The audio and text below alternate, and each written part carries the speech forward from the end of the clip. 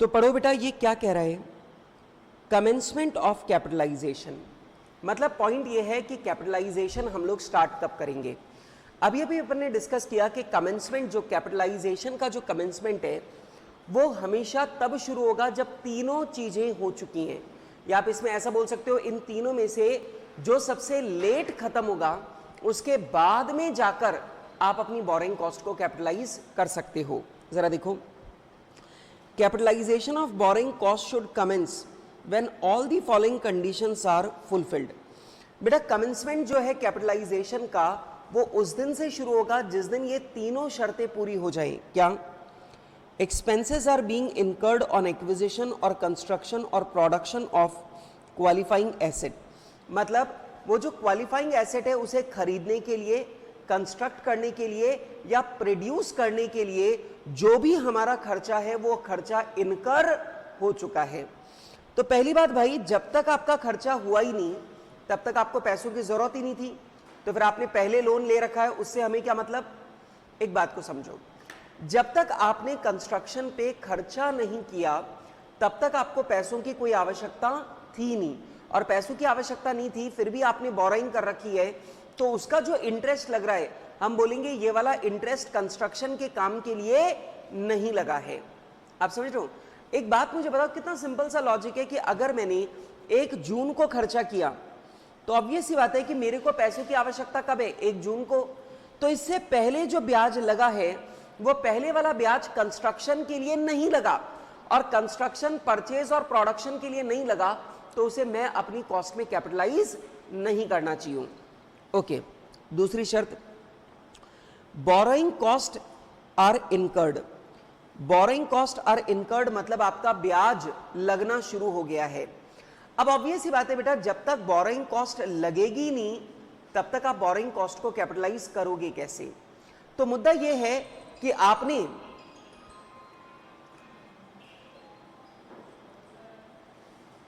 बंद करके रखिए। अब पॉइंट यह है कि बेटा हमारा जब तक खर्चा नहीं लग जाता तब तक हम लोग बोरोइंग कॉस्ट को कैपिटलाइज करना स्टार्ट नहीं कर सकते। जब तक बोरोइंग कॉस्ट लगना शुरू ना हो जाए तब तक बोरोइंग कॉस्ट को हम लोग चार्ज नहीं कर सकते। और तीसरा, activities which are essential for construction और acquisition are in progress for assets intended use और सेल ऑफ क्वालिफाइंग एसेट। मतलब एसेट को बनाने के लिए जो एक्टिविटीज करना जरूरी है, जो एसेट है क्वालिफाइंग एसेट, उसको खरीदने के लिए, मैन्युफैक्चर करने के लिए या फिर उसको कंस्ट्रक्ट करने के लिए जो भी एक्टिविटीज करना जरूरी है वो एक्टिविटी स्टार्ट हो चुकी है। तो दोस्तों यहां पर आपको कुल मिलाकर ये ध्यान रखना है कि भैया बोरोइंग कॉस्ट का कैपिटलाइजेशन तभी शुरू होगा जब ये तीनों काम हो जाएं, जब ये तीनों कंडीशन सेटिस्फाई हो जाएं। सबसे पहला, कंस्ट्रक्शन का या परचेज का या मैन्युफैक्चरिंग का काम स्टार्ट हो चुका है। नंबर 2, उस कंस्ट्रक्शन, प्रोडक्शन या एक्विजिशन पे कॉस्ट, खर्चा लग चुका है। और नंबर 3, जो हमारी बोरोइंग कॉस्ट है वो भी इनकर हो चुकी है। तो काम शुरू हो चुका, खर्चा लग चुका और बोरोइंग कॉस्ट भी लगना शुरू हो गई। जब ये तीनों घटनाएं हो जाएंगी उसी के बाद में आप लोग बोरोइंग कॉस्ट को कैपिटलाइज कर पाओगे। इसका मतलब ये हुआ, अगर कंस्ट्रक्शन का काम शुरू नहीं हुआ कैपिटलाइज नहीं कर सकते, अगर हमने कंस्ट्रक्शन पे खर्चा नहीं किया तो कैपिटलाइज नहीं कर सकते, बोरोइंग कॉस्ट अभी लगना शुरू नहीं हुई तो हम कैपिटलाइज नहीं कर सकते। जब तीनों काम होने लगेंगे उसी के बाद हम लोग क्या बोरोइंग कॉस्ट को कैपिटलाइज करना स्टार्ट करेंगे। क्लियर है बात? अच्छा, लेकिन अब इसके बारे में कई सारे और बातें हैं। जैसे मैंने आपको समझाया था, खर्चा हो गया है ऐसा कब माना जाएगा? जब या तो आप पेमेंट कर दो। पेमेंट कैसे करते हैं? या तो आप कैश दे दो या आप कोई एसेट दे दो। सही बात है? तो आप कैश दे दो या एसेट दे दो, कुल मिलाकर खर्चों का पेमेंट हुआ है। या फिर आपके सिर पर इंटरेस्ट बियरिंग लायबिलिटी अराइज हो गई है, मतलब आपके सिर पर इंटरेस्ट वाली लायबिलिटी आपके सिर पर आ गई है, तो भी हम लोग ये मान लेंगे कि खर्चा हो चुका है। लेकिन एक बात ध्यान रखना, ये जो इंटरेस्ट लग रहा है डिलेड पेमेंट पे, ये जो आपका इंटरेस्ट लग रहा है डिलेड पेमेंट पे ये वाला जो इंटरेस्ट है ये कभी भी कैपिटलाइज नहीं हो सकता, क्योंकि ये इंटरेस्ट आपके लेट पेमेंट पे लग रहा है, बोरोइंग पे नहीं लग रहा है, ये आपकी बोरोइंग कॉस्ट नहीं है। और ये जो इंटरेस्ट का खर्चा है ये कंस्ट्रक्शन, मैन्युफैक्चरिंग या फिर एक्विजिशन के लिए नहीं लग रहा है, तो ऑब्वियस बात है आप इसे कैपिटलाइज नहीं कर सकते। क्लियर है मेरी बात? तो बेटा ध्यान से देखिए, the expenditure incurred on qualifying asset include only the following. बेटा आपने क्वालिफाइंग एसेट के ऊपर खर्चा किया है, इसमें बस यही चीजें शामिल हैं। सबसे पहला आपने कैश में पेमेंट किया हो तो अपन मान लेंगे आपने खर्चा किया है। अगर आपने एसेट ट्रांसफर किया है, मतलब कोई एसेट देकर अगर आपने पेमेंट किया है, तो हम मान लेंगे आपने खर्चा किया है। Assumption of interest bearing liability, अगर आपके सिर पर कोई इंटरेस्ट बियरिंग लायबिलिटी आ गई है तो हम लोग मान लेंगे आपने खर्चा किया है। तो बेटा आपने क्वालिफाइंग एसेट के ऊपर खर्चा किया है, ये कैसे माना जाएगा? खर्चा इनकर होने पे खर्चा नहीं माना जाएगा, खर्चा या तो पेमेंट हो चुका है या फिर आपके सिर पर इंटरेस्ट बियरिंग लायबिलिटी आ चुकी है, तभी माना जाएगा कि आपने खर्चा किया है। क्लियर है बात? क्लियर है बात? अच्छा, number 2, expenditure on asset means actual carrying amount of asset plus borrowing cost previously capitalised. अब ये बड़ी जोरदार बात है, जरा सुनो। आप लोग ये तो समझते हो कि क्वालिफाइंग एसेट का मतलब ऐसी एसेट जिसे बनने में 12 महीने या उससे ज्यादा का समय लगता है, उसे हम लोग क्वालिफाइंग एसेट बोलते हैं। अभी जो 12 महीने वाली शर्त है बेटा, ये तो मिनिमम वाली शर्त है, पर हो सकता है एसेट को बनाने में मुझे 5 साल लगे हों। अब मेरी बात को ध्यान से सुनना, ये बहुत इंपॉर्टेंट पॉइंट है और इसके ऊपर एक क्वेश्चन भी आ चुका है, सुनना। जैसे मान लीजिए ये मेरा पहला साल है, ये मेरा दूसरा साल है, ये मेरा तीसरा साल है, ठीक है? अब मेरी बात को ध्यान से सुनना।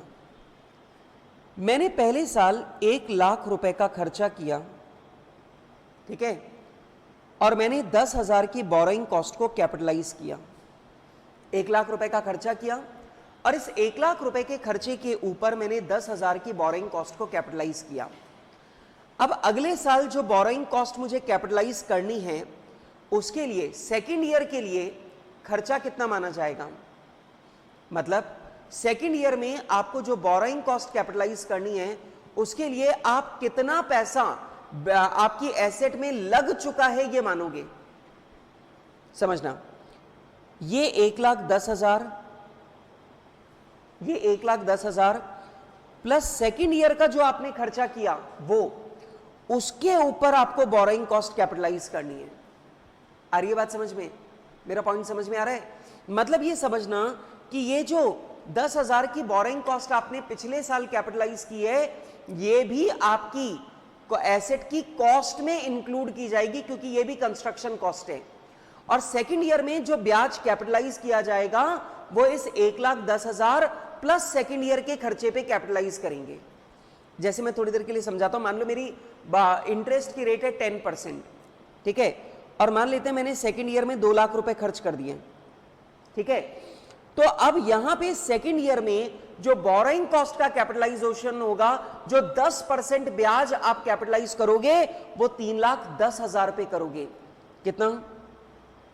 31,000। आ रही बात समझ में?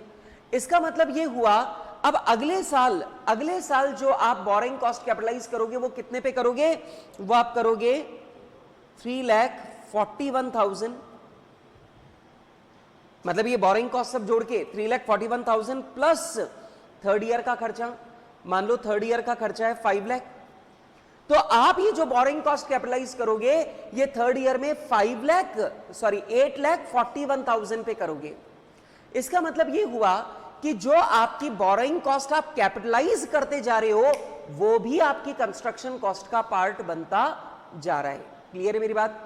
पहले साल आपने 10,000 की बोरोइंग कॉस्ट को कैपिटलाइज किया, तो ये 10,000 अगले साल जब बोरोइंग कॉस्ट को कैपिटलाइज करने का कैलकुलेशन करोगे, तो ये 10,000 भी कंस्ट्रक्शन कॉस्ट में गिनी जाएगी। और वैसे भी आपको पता है कि अगर मैं 10,000 को कैपिटलाइज कर रहा हूं, तो ऑब्वियस बात है ये 10,000 क्या कंस्ट्रक्शन कॉस्ट में काउंट करेगी करेगी। क्लियर है? इसके ऊपर एक क्वेश्चन आया हुआ है, इंपॉर्टेंट पार्ट है, ध्यान रखना। क्लियर रहेगा? चलो अब एक बात जो इसमें नहीं लिखी हुई है वो भी आप लिख लीजिए। लिखो बेटा, अपनी बुक में लिख लो।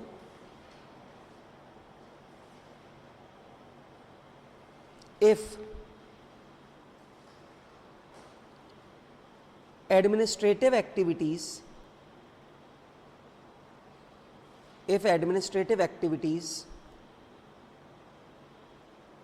have been started but physical construction work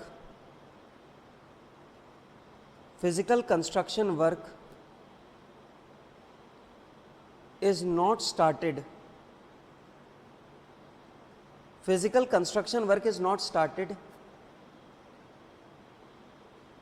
then also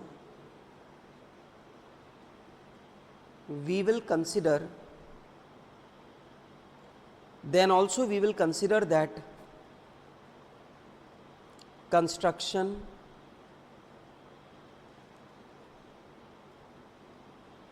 acquisition or manufacturing work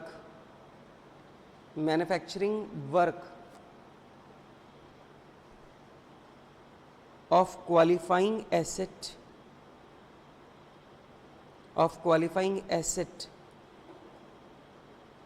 has been started। तो अपन लोग मान लेंगे कि जो क्वालिफाइंग एसेट है उसके कंस्ट्रक्शन मैन्युफैक्चरिंग से रिलेटेड वर्क स्टार्ट हो चुका है। अच्छा, अब एक क्वेश्चन आता है, सर ये बताओ, ये एडमिनिस्ट्रेटिव एक्टिविटीज बोले तो जैसे आपने क्वालिफाइंग एसेट की डिजाइनिंग का काम शुरू करवा दिया है, ठीक है, आपने क्वालिफाइंग एसेट के मैप्स बनाना शुरू करवा दिया है। अगर आपने इनकी गवर्नमेंट अप्रूवल के लिए, गवर्नमेंट परमिशन के लिए अगर आपने काम शुरू कर दिया है तो बेटा ऐसा माना जाएगा कि आपने एडमिनिस्ट्रेटिव वर्क शुरू कर दिया है। मतलब मान लीजिए अगर मैं बिल्डिंग बना रहा हूं और बिल्डिंग बनाने के लिए मुझे नगर निगम से परमिशन चाहिए, मैंने नगर निगम में जाकर फाइल लगा दी, अभी तक अप्रूवल मिली नहीं है, मैं अप्रूवल पाने का प्रयास कर रहा हूं और मैंने अपनी जमीन पर एक फावड़ा भी नहीं लगाया है, मतलब मेरी जमीन पर जो जेसीबी है उसने काम करना शुरू नहीं किया, मेरी जमीन पर कारीगरों ने काम करना शुरू नहीं किया, मेरी जमीन पर कोई वर्किंग नहीं हो रही है, अभी तो मैं अप्रूवल लेने का काम कर रहा हूं, तो ध्यान रखना यह भी माना जाएगा कि आपका कंस्ट्रक्शन वर्क स्टार्ट हो चुका है। क्लियर है बात? अच्छा, आगे चलते हैं। अब अगला पॉइंट आता है सस्पेंशन ऑफ कैपिटलाइजेशन। सर ये सस्पेंशन ऑफ कैपिटलाइजेशन माने? बेटा सस्पेंशन ऑफ कैपिटलाइजेशन का मतलब है कि मान लीजिए अगर आपने बीच में काम को बंद कर दिया, अगर आपने कंस्ट्रक्शन का, मैन्युफैक्चरिंग का काम अगर आपने बीच में बंद कर दिया और काम को बंद किया जाना प्रोडक्शन प्रोसेस का पार्ट नहीं है, तो उस कंडीशन में जितने टाइम आपका काम बंद रहेगा उतने टाइम आपकी बोरिंग कॉस्ट का कैपिटलाइजेशन भी बंद रहेगा। जब आपका काम दोबारा शुरू हो जाएगा तब बोरिंग कॉस्ट का कैपिटलाइजेशन दोबारा शुरू हो जाएगा। तो जितने टाइम आपका काम बंद रहेगा उतने टाइम बोरिंग कॉस्ट का कैपिटलाइजेशन भी बंद रहेगा। क्लियर है बात? सुने, capitalisation of borrowing cost should be suspended during the extended periods when active development on qualifying asset is interrupted. बेटा क्वालिफाइंग एसेट का कंस्ट्रक्शन का काम जब तक इंटरप्टेड रहेगा, रुका हुआ रहेगा, बेटा उतने टाइम बोरिंग कॉस्ट का कैपिटलाइजेशन भी बंद रहेगा। लेकिन capitalisation of borrowing cost is not suspended if the delay is a necessary part of production process of getting the asset ready for its intended use और सेल।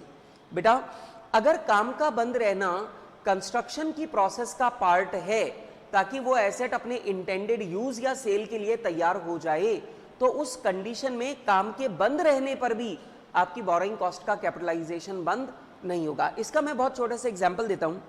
आप लोग जानते हैं जब अपन आरसीसी डालते हैं, छत कास्ट करते हैं, तो 21 दिनों के लिए काम को बंद रखना पड़ता है। क्यों? क्योंकि जब तक ये छत सूखेगी नहीं तब तक आप आगे का काम नहीं कर सकते। तो बेटा यहां पे 21 दिनों के लिए काम को बंद रखना पड़ता है। तो आप मुझे बताइए, क्या 21 दिनों तक बोरोइंग कॉस्ट का कैपिटलाइजेशन रुकेगा? नहीं, क्योंकि यहां पे काम को रोका जाना कंस्ट्रक्शन की प्रोसेस का पार्ट है, जरूरी है, यही कंस्ट्रक्शन की प्रोसेस है। तो इस 21 दिनों के लिए बोरोइंग कॉस्ट का कैपिटलाइजेशन रुकेगा नहीं। क्लियर है बात? अच्छा, अब तीसरा सवाल आता है कि ये बताओ कि ये कैपिटलाइजेशन जो है ये बंद कब होगा? मतलब बोरोइंग कॉस्ट का कैपिटलाइजेशन जो है वो बंद कब होगा? तो सिंपल सी बात है, जब आपकी asset ready for intended use हो जाएगी। एक बात का ध्यान रखना, मैंने पुट टू यूज नहीं बोला, मैंने रेडी टू यूज बोला है। मतलब जिस काम के लिए आप अपनी एसेट का इस्तेमाल करना चाहते थे, यदि आपकी एसेट उस काम के लिए तैयार हो गई है, तो बेटा जिस दिन ये तैयार हो गई है उस दिन के बाद में बोरोइंग कॉस्ट का कैपिटलाइजेशन नहीं होगा। बोरोइंग कॉस्ट का कैपिटलाइजेशन उसी दिन बंद कर दिया जाएगा। कहने का मतलब ये हुआ कि मान लीजिए अगर मैं बिल्डिंग बना रहा हूं ऑफिस के लिए, अब मेरी बिल्डिंग अगर मेरे यूज करने के लिए बिल्कुल रेडी हो चुकी है, तो जिस दिन मेरी बिल्डिंग रेडी हो गई बस उस दिन के बाद में हम लोग बोरोइंग कॉस्ट का कैपिटलाइजेशन बंद कर देंगे। उसके बाद में एक्चुअली पुट टू यूज कभी भी हो उससे कोई फर्क नहीं पड़ता। बेटा कब बंद करोगे? रेडी टू यूज होने पर अपन कैपिटलाइजेशन बंद कर देंगे। अच्छा, इसमें एक और मुद्दा है, कई बार ऐसा होता है कि एसेट टुकड़ों में बनती है। मतलब मान लीजिए मेरी 11 मंजिला इमारत है, ठीक है, या 12 मंजिल की इमारत है और मेरी एक एक फ्लोर कंप्लीट होती जा रही है। तो आप ये ध्यान रखना कि अगर आपकी एसेट आइडेंटिफाइबल पार्ट्स में है, मतलब ऐसे पार्ट्स में डिवाइडेड है जिनको आप सेपरेटली आइडेंटिफाई कर सकते हो, तो वहां पर जो जो पार्ट कंप्लीट होता जाएगा, जो जो पार्ट रेडी टू यूज होता जाएगा, उस पार्ट की बोरोइंग कॉस्ट का कैपिटलाइजेशन बंद कर दिया जाएगा। जैसे पहली मंजिल बिल्कुल रेडी टू यूज है, तो पहली मंजिल में आपका जितना भी खर्चा लगा उसकी बोरोइंग कॉस्ट का कैपिटलाइजेशन बंद हो जाएगा। फिर दूसरी मंजिल भी रेडी टू यूज हो गई, तो जिस दिन सेकंड मंजिल रेडी टू यूज हो जाएगी उस दिन सेकंड फ्लोर में सेकंड फ्लोर की जितनी भी कंस्ट्रक्शन कॉस्ट है उसकी भी बोरोइंग कॉस्ट का कैपिटलाइजेशन उसी दिन बंद हो जाएगा। जिस दिन तीसरी मंजिल तैयार होगी उस दिन तीसरी मंजिल की बोरोइंग कॉस्ट का कैपिटलाइजेशन बंद हो जाएगा। तो कुल मिलाकर बात सिर्फ इतनी सी है कि बोरोइंग कॉस्ट का कैपिटलाइजेशन उस दिन बंद हो जाएगा चाहे वो पूरी एसेट या उसका कोई पार्ट रेडी टू यूज हो जाए। ठीक, एसेट रेडी टू यूज हो गई, पूरा बंद। पार्ट रेडी टू यूज हो गया तो उस पार्ट से रिलेटेड जो बोरोइंग कॉस्ट है उसका कैपिटलाइजेशन बंद। देखिए, capitalisation of borrowing cost should cease when substantially all activities for qualifying asset intended use or sale are complete। मतलब उस एसेट को रेडी टू यूज बनाने के लिए जो जो काम करना था वो सब काम हो चुका है। पर मुझे लगता है अकाउंटिंग स्टैंडर्ड बनाने वाले लैंग्वेज को अननेसेसरी कॉम्प्लिकेट करते हैं। क्या इनको ये नहीं बोलना चाहिए कि एसेट अगर रेडी टू यूज या रेडी टू सेल हो गई बस तब बंद कर देना? ये क्या बोल रहे हैं, जब एसेट को रेडी टू यूज या रेडी टू सेल बनाने के लिए जितनी एक्टिविटीज का होना जरूरी था वो सारी की सारी एक्टिविटीज कंप्लीट हो गई हैं। बात तो एक ही है। खैर, even in case of completion of independent portion capitalisation of such portion should cease. अगर आपका एक पर्टिकुलर पोर्शन कंप्लीट हो गया है, रेडी टू यूज हो गया है, तो उस पोर्शन की बोरोइंग कॉस्ट का कैपिटलाइजेशन बंद हो जाएगा। क्लियर है बात? अच्छा, ये बताओ, अब यहां तक की बात तो हमें समझ में आ गई कि सर बोरोइंग कॉस्ट क्या है, बोरोइंग कॉस्ट का कैपिटलाइजेशन कब करना है, ये सब बातें सर हमें समझ में आ गई है। लेकिन सर एक मुद्दा अभी भी डिस्कशन होने से रह गया कि जो जनरल बोरोइंग है, मतलब आपने एक लोन लिया, पैसा 10 जगह पे लगाया, एक तो उसकी बोरोइंग कॉस्ट का कैपिटलाइजेशन कैसे होगा, एक तो ये प्रॉब्लम डिस्कस होने से रह गई। और ये भी तो हो सकता है कि मैंने डिबेंचर भी एक नहीं 4 तरह की डिबेंचर इशू कर रखे हैं, 2 तरह का लोन ले रखा है। एक बात मुझे बताओ कि जब एक एंटिटी अपना बिजनेस शुरू करती है तो वो एक ही लोन लेती है कि बहुत सारी जगहों से लोन ले लेती है? बहुत सारी जगहों से लोन ले लेती है और हर जगह लोन की रेट अलग अलग है। अच्छा, परेशानी की बात यह भी है कि ये टोटल पैसा हम लोग अपनी अलग अलग एसेट में लगाते रहते हैं, लेकिन अपने को ये नहीं पता होता कि कौन से लोन का पैसा कौन सी एसेट में डाला है। हाँ कि ना? तो वहां पर बोरोइंग कॉस्ट का कैपिटलाइजेशन कैसे होगा? ठीक है। नंबर 2, दूसरा मुद्दा, दूसरा मुद्दा ये कि जो हमारी एसेट है उस एसेट के कंस्ट्रक्शन में भी जो हम लोग पैसा डाल रहे हैं वो अलग अलग समय पे डाल रहे हैं, और कंस्ट्रक्शन में जो पैसा डाल रहे हैं वो भी अलग अलग टाइम पे डाल रहे हैं, तो फिर उस पर ब्याज कैसे कैलकुलेट होगा?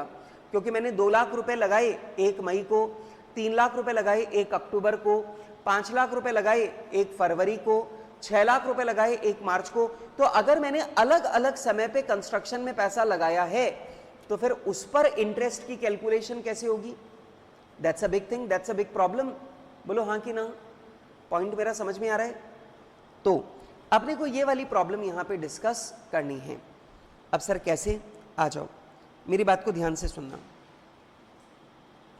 सबसे पहला, अब आप ये ध्यान रखो कि बोरोइंग 2 तरह की होंगी आपके सामने, एक होगी स्पेसिफिक बोरोइंग, एक होगी जनरल बोरोइंग। मैं जो बात बोलता जाऊं प्लीज मेरी बात को ध्यान से सुनते चलना, बिल्कुल भी ओवरलुक नहीं होनी चाहिए एक भी बात। बच्चों, स्पेसिफिक बोरोइंग वो होती है जहां पर आप पैसा बोरो करते हो किसी पर्टिकुलर एसेट को बनाने के लिए, खरीदने के लिए या मैन्युफैक्चरिंग करने के लिए, कंस्ट्रक्शन, एक्विजिशन, मैन्युफैक्चरिंग। तो आपने किसी पर्टिकुलर एक क्वालिफाइंग एसेट के लिए आपने पैसा बोरो किया और सारा पैसा उसी के अंदर लगाया, तो वो कहलाएगी स्पेसिफिक बोरोइंग। जैसे तुमने देखा होगा जब मम्मी पापा घर बनाते हैं, तुम लोग के मम्मी पापा ने घर बनाया, तो मम्मी पापा जब घर बनाते हैं तो मम्मी पापा घर बनाते टाइम पे क्या लेते हैं? लोन। और लोन के पैसे का इस्तेमाल मम्मी पापा सिर्फ घर बनाने के लिए ही करते हैं, तो ये कैसी बोरोइंग है? Specific borrowing. क्या है ये? Specific borrowing. लेकिन जनरल बोरोइंग क्या होती है? जब एक बिजनेस स्टार्ट होता है तो बिजनेस के मालिक को पता होता है कि मुझे इस बिजनेस को स्टैब्लिश करने के लिए, मुझे अपनी पूरी इंडस्ट्री को सेटअप करने के लिए 1000 करोड़ की आवश्यकता है। तो वो 1000 करोड़ की जो आवश्यकता है उसे पूरा करने के लिए वो इक्विटी शेयर भी इशू करेगा, प्रेफरेंस शेयर भी इशू करेगा, डिवेंचर भी इशू करेगा, लोन भी लेगा। ठीक है, अब वो डिवेंचर भी इशू करेगा, लोन भी लेगा, और फिर ये जो पैसा आएगा, ये पैसा वो किसी पर्टिकुलर एक एसेट में नहीं डालेगा, बल्कि ये पैसा वो डिवाइड करके डालेगा। वो इससे बिल्डिंग भी बनाएगा, मशीनें भी खरीदेगा, फर्नीचर भी खरीदेगा, वो स्टॉक भी खरीदेगा, वो रॉ मटेरियल भी खरीदेगा, वो ट्रक भी खरीदेगा, तो वो बहुत सारी चीजों में ये पैसा लगाएगा। तो ऑब्वियस सी बात है बेटा कि अगर वो बहुत सारी चीजों में ये पैसा लगाने वाला है, तो ये जो पैसा है ये किसी पर्टिकुलर एसेट में नहीं लग रहा, बल्कि बहुत सारी एसेट्स में डिवाइड होके लग रहा है। तो ऐसी बोरोइंग को अपन क्या बोलेंगे? General borrowing. तो जहां पर बोरोइंग किसी पर्टिकुलर एक ही एसेट के लिए की जा रही है और पैसा उसी एसेट में लग रहा है, then that is called specific borrowing. और बेटा जहां बहुत सारा लोन का पैसा है, बहुत सारी एसेट्स में लग रहा है, तो उसे क्या बोलेंगे? General borrowing. अब स्पेसिफिक बोरोइंग के लिए झंझट नहीं है, क्योंकि ऑब्वियस ही बात है कि अगर मैंने लोन ये बिल्डिंग बनाने के लिए लिया है तो फिर तो कोई दिक्कत ही नहीं, इस लोन पर जो भी ब्याज लग रहा है वो बिल्डिंग की कॉस्ट में जोड़ दूंगा। मेरी बात समझ में आ रही है? अगर मान लो ये बिल्डिंग बनाने के लिए मैंने लोन लिया 1 करोड़ का, अब लोन पर जो भी मेरा ब्याज लगेगा वो इसी बिल्डिंग की कॉस्ट में जोड़ना है, बात खत्म, कोई दिक्कत ही नहीं है। लेकिन इसमें एक छोटी सी प्रॉब्लम आती है। प्रॉब्लम क्या? अगर मान लीजिए आपने बिल्डिंग बनाने के लिए लोन लिया, अब ऑब्वियस सी बात है लोन का पैसा तो आपको एक ही बार में मिल जाता है, लेकिन बिल्डिंग में पैसा धीमे धीमे लगता है, हाँ कि ना? अब बिल्डिंग में पैसा धीमे धीमे लगता है तो आप तब तक क्या करोगे? तो हम लोग क्या करते हैं, हम लोग थोड़े टाइम के लिए इस पैसे को इन्वेस्ट कर देते हैं ताकि यार अपना जो ब्याज है वो कुछ तो रिकवर हो। मान लो मैंने आज बैंक से बिल्डिंग बनाने के लिए 1 करोड़ का लोन लिया, लेकिन बिल्डिंग में जो पैसा लगेगा ये 1 करोड़ ये तो 12 महीने में जाके लगेगा, तो मेरा 12 महीने तक ये पैसा मेरे बैंक अकाउंट में पड़ा रहेगा और मेरे को इस पे ब्याज देना पड़ेगा। तो क्या मेरा ब्याज का नुकसान है? तो मैंने क्या किया, मैंने इस पैसे को टेम्परेरी इन्वेस्ट कर दिया। टेम्परेरी इन्वेस्टमेंट मतलब मैंने महीने, 2 महीने, 3 महीने के लिए ये पैसा इन्वेस्ट कर दिया। तो ऑब्वियस बात है अगर मैं 2-4 महीने के लिए ये पैसा इन्वेस्ट करूंगा तो ऑब्वियस बात है इस इन्वेस्टमेंट पर मेरे को इनकम भी आएगी। तो हमारा अकाउंटिंग स्टैंडर्ड कहता है यदि आपने टेम्परेरी इन्वेस्टमेंट किया है लोन के पैसे का, तो उस टेम्परेरी इन्वेस्टमेंट पर जो भी इनकम आ रही है वो इनकम अपनी बोरोइंग कॉस्ट में से कम कर लेना, क्योंकि जो नेट अमाउंट है वही आपकी जेब से लगा है। मेरी बात आ रही है समझ में? मैं समझाता हूं। जैसे मान लो बच्चों मैंने 1 करोड़ का लोन ले लिया, सुन रहे हो तुम? बेटा मैंने 1 करोड़ का लोन ले लिया। बोले बिल्कुल सर, बहुत बढ़िया, 1 करोड़ का लोन ले लिया। इस लोन पर 10% के हिसाब से साल भर का मेरा ब्याज लग रहा है 10 लाख रुपए। कितना लग रहा है इंटरेस्ट? 10 लाख। अब सुनना इधर बच्चों, इधर सुनो। अब बेटा ये पैसा पूरा का पूरा मेरे काम नहीं आ रहा था, तो मैंने क्या किया, इसमें से 80 लाख रुपए मेरे पास फ्री पड़े थे, तो मैंने बैंक में एफडी करवा दी 6% से। अब मैंने बैंक में 6% से एफडी करवा दी, तो मेरे को इंटरेस्ट मिल गया कितना? 4.8 लाख। आप मुझे यह बताओ कि अगर मैंने इस लोन पर ब्याज चुकाया 10 लाख रुपए और इस पैसे के टेम्परेरी इन्वेस्टमेंट से मेरे को 4.8 लाख की इनकम हो गई, तो आप मुझे बताइए मेरी जेब से जो बोरिंग कॉस्ट लग रही है, वो बोरिंग कॉस्ट मेरी जेब से कितनी लग रही है? 5.2 लाख। और बेटा मेरी पॉकेट से जो बोरिंग कॉस्ट लग रही है वो 5.2 लाख लग रही है, तो ऑब्वियस बात है कैपिटलाइज भी 5.2 लाख को ही होना चाहिए। तो हमारे अकाउंटिंग स्टैंडर्ड ने कहा कि जब तक लोन का पैसा आपके काम नहीं आ रहा, आप इस पैसे को टेम्परेरी इन्वेस्ट करोगे, तो टेम्परेरी इन्वेस्टमेंट से जो आपकी इनकम आएगी ना, उस इनकम को आप अपनी बोरोइंग कॉस्ट में एडजस्ट करोगे। क्लियर है बात? क्लियर है बात? ठीक है, आओ पढ़ते हैं। Specific borrowing means a borrowing which has been taken to purchase a particular specific asset. बेटा समझ में आ गया? वो लोन जो किसी पर्टिकुलर स्पेसिफिक एसेट को खरीदने बनाने के लिए लिया गया है, that is called specific borrowing. बेटा ये परचेज ऑब्लिक कंस्ट्रक्शन लिख लो। सिर्फ परचेज लिखा ना यहां पे, इसे परचेज की जगह purchase oblique construction oblique manufacturing लिख लो। बेटा यदि आपने कोई लोन लिया है किसी स्पेसिफिक एसेट को खरीदने के लिए, कंस्ट्रक्ट करने के लिए या मैन्युफैक्चर करने के लिए, तो बेटा वो आपकी स्पेसिफिक बोरोइंग कहलाएगी। अब ध्यान से सुनो। Actual borrowing cost of fund specifically borrowed for a particular qualifying asset is directly capitalised in the cost of the asset. बेटा जो लोन आपने किसी पर्टिकुलर स्पेसिफिक एसेट के लिए लिया है, उसकी बोरोइंग कॉस्ट सीधे कैपिटलाइज कर दी जाएगी उसकी कॉस्ट में। मतलब बेटा ये जो हमारा भी निकला था 5.2 लाख, ये 5.2 लाख पूरा का पूरा बिल्डिंग की कॉस्ट में कैपिटलाइज हो जाएगा। अच्छा, income from temporary investment out of specific borrowed funds to be deducted from borrowing cost. यदि आपने बोरोड फंड्स का टेम्परेरी इन्वेस्टमेंट किया है, तो जो भी इनकम आपको हुई है वो आप अपनी बोरोइंग कॉस्ट में एडजस्ट कर दो। कर देंगे सर, पॉइंट क्लियर है? लेकिन अब क्वेश्चन आता है सर जनरल बोरोइंग का क्या होगा? हाँ जी, इधर सब बच्चे मेरी तरफ देखो। जनरल बोरोइंग में दिक्कत यह है कि आपने बहुत सारा पैसा बोरो कर रखा है और बहुत सारे अलग अलग सोर्सेज से बोरो कर रखा है, और वो पैसा आप किसी एक एसेट में नहीं लगा रहे, बहुत सारी एसेट्स में बांट के लगा रहे हो। तो ऐसी बोरोइंग को अपन क्या बोलेंगे? General borrowing. अब मेरी बात को ध्यान से सुन लेना, अदरवाइज तुम अटक जाओगे। मैं दो बातें डिस्कस करूंगा जो इस अकाउंटिंग स्टैंडर्ड की सबसे मेन बातें, इसलिए सुनो। अब यहां पे हमने एक तरीका लगाया, हमने एक दिमाग में तरीका सोचा। मान लो मैंने 4 तरह का लोन ले रखा है, तो मैं क्या करूंगा, मैं चारों तरह के लोन का टोटल इंटरेस्ट लूंगा, चारों तरह के लोन की टोटल अमाउंट लूंगा, और मैं क्या करूंगा, total interest upon total loan करके इंटरेस्ट की एवरेज रेट कैलकुलेट कर लूंगा। मतलब मैं बोरोइंग कॉस्ट की एवरेज रेट कैलकुलेट कर लूंगा। मेरी बात समझ में आ रही है? मैं आपको बताता हूं कैसे। जैसे मैं देखूंगा भाई एक लोन तो 10 लाख का है, एक लोन 20 लाख का है, एक लोन 15 लाख का है, एक लोन 5 लाख का है। इस पे ब्याज की रेट है 10%, इस पे है 12%, इस पे है 9%, इस पे है 11%। तो मैंने बोला भाई ब्याज कितना आ रहा है? 10 लाख, 2.4 लाख, 1.35 लाख, 5.5 लाख। तो भाई मैंने कहा कि मेरी सारी की सारी बोरोइंग मिलाकर कितनी है? 50 लाख। मेरी पूरी की पूरी बोरोइंग मिलाकर कितनी है? 50 लाख। अच्छा ठीक है, ठीक है, ठीक है, 0.55 लाख। अब ठीक है, क्या? कौन सा टोटल? अच्छा 10 लाख का 10% 1 लाख। मैं थोड़ी भावनाओं में बह गया हूं, ठीक है। अच्छा तो अब मुझे जल्दी से जोड़ के ये बताओ कि हमारा टोटल जो इंटरेस्ट का खर्चा है वो कितना हुआ? 1 लाख, 2.4 लाख, 1.35 और 0.55, ये सब मिलाकर मेरा इंटरेस्ट का खर्चा हो रहा है 5.3 लाख। अब मेरी बात को ध्यान से सुनना। अब यहां पे मेरा 4 तरह का लोन है, तो मैं 4 तरह के लोन का ब्याज निकाल लूंगा, 4 तरह के लोन का टोटल लगा लूंगा।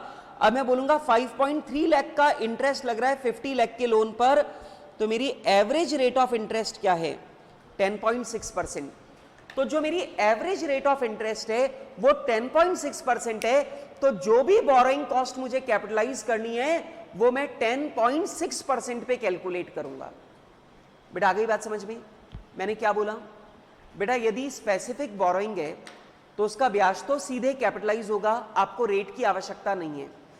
लेकिन अगर जनरल बोरोइंग है, मतलब बहुत सारी तरह की बोरोइंग्स हैं, तो आप सारी बोरोइंग्स की एवरेज रेट निकाल देना, ठीक है। Average rate of borrowing cost calculate कर लेना, कर ली 10.6%।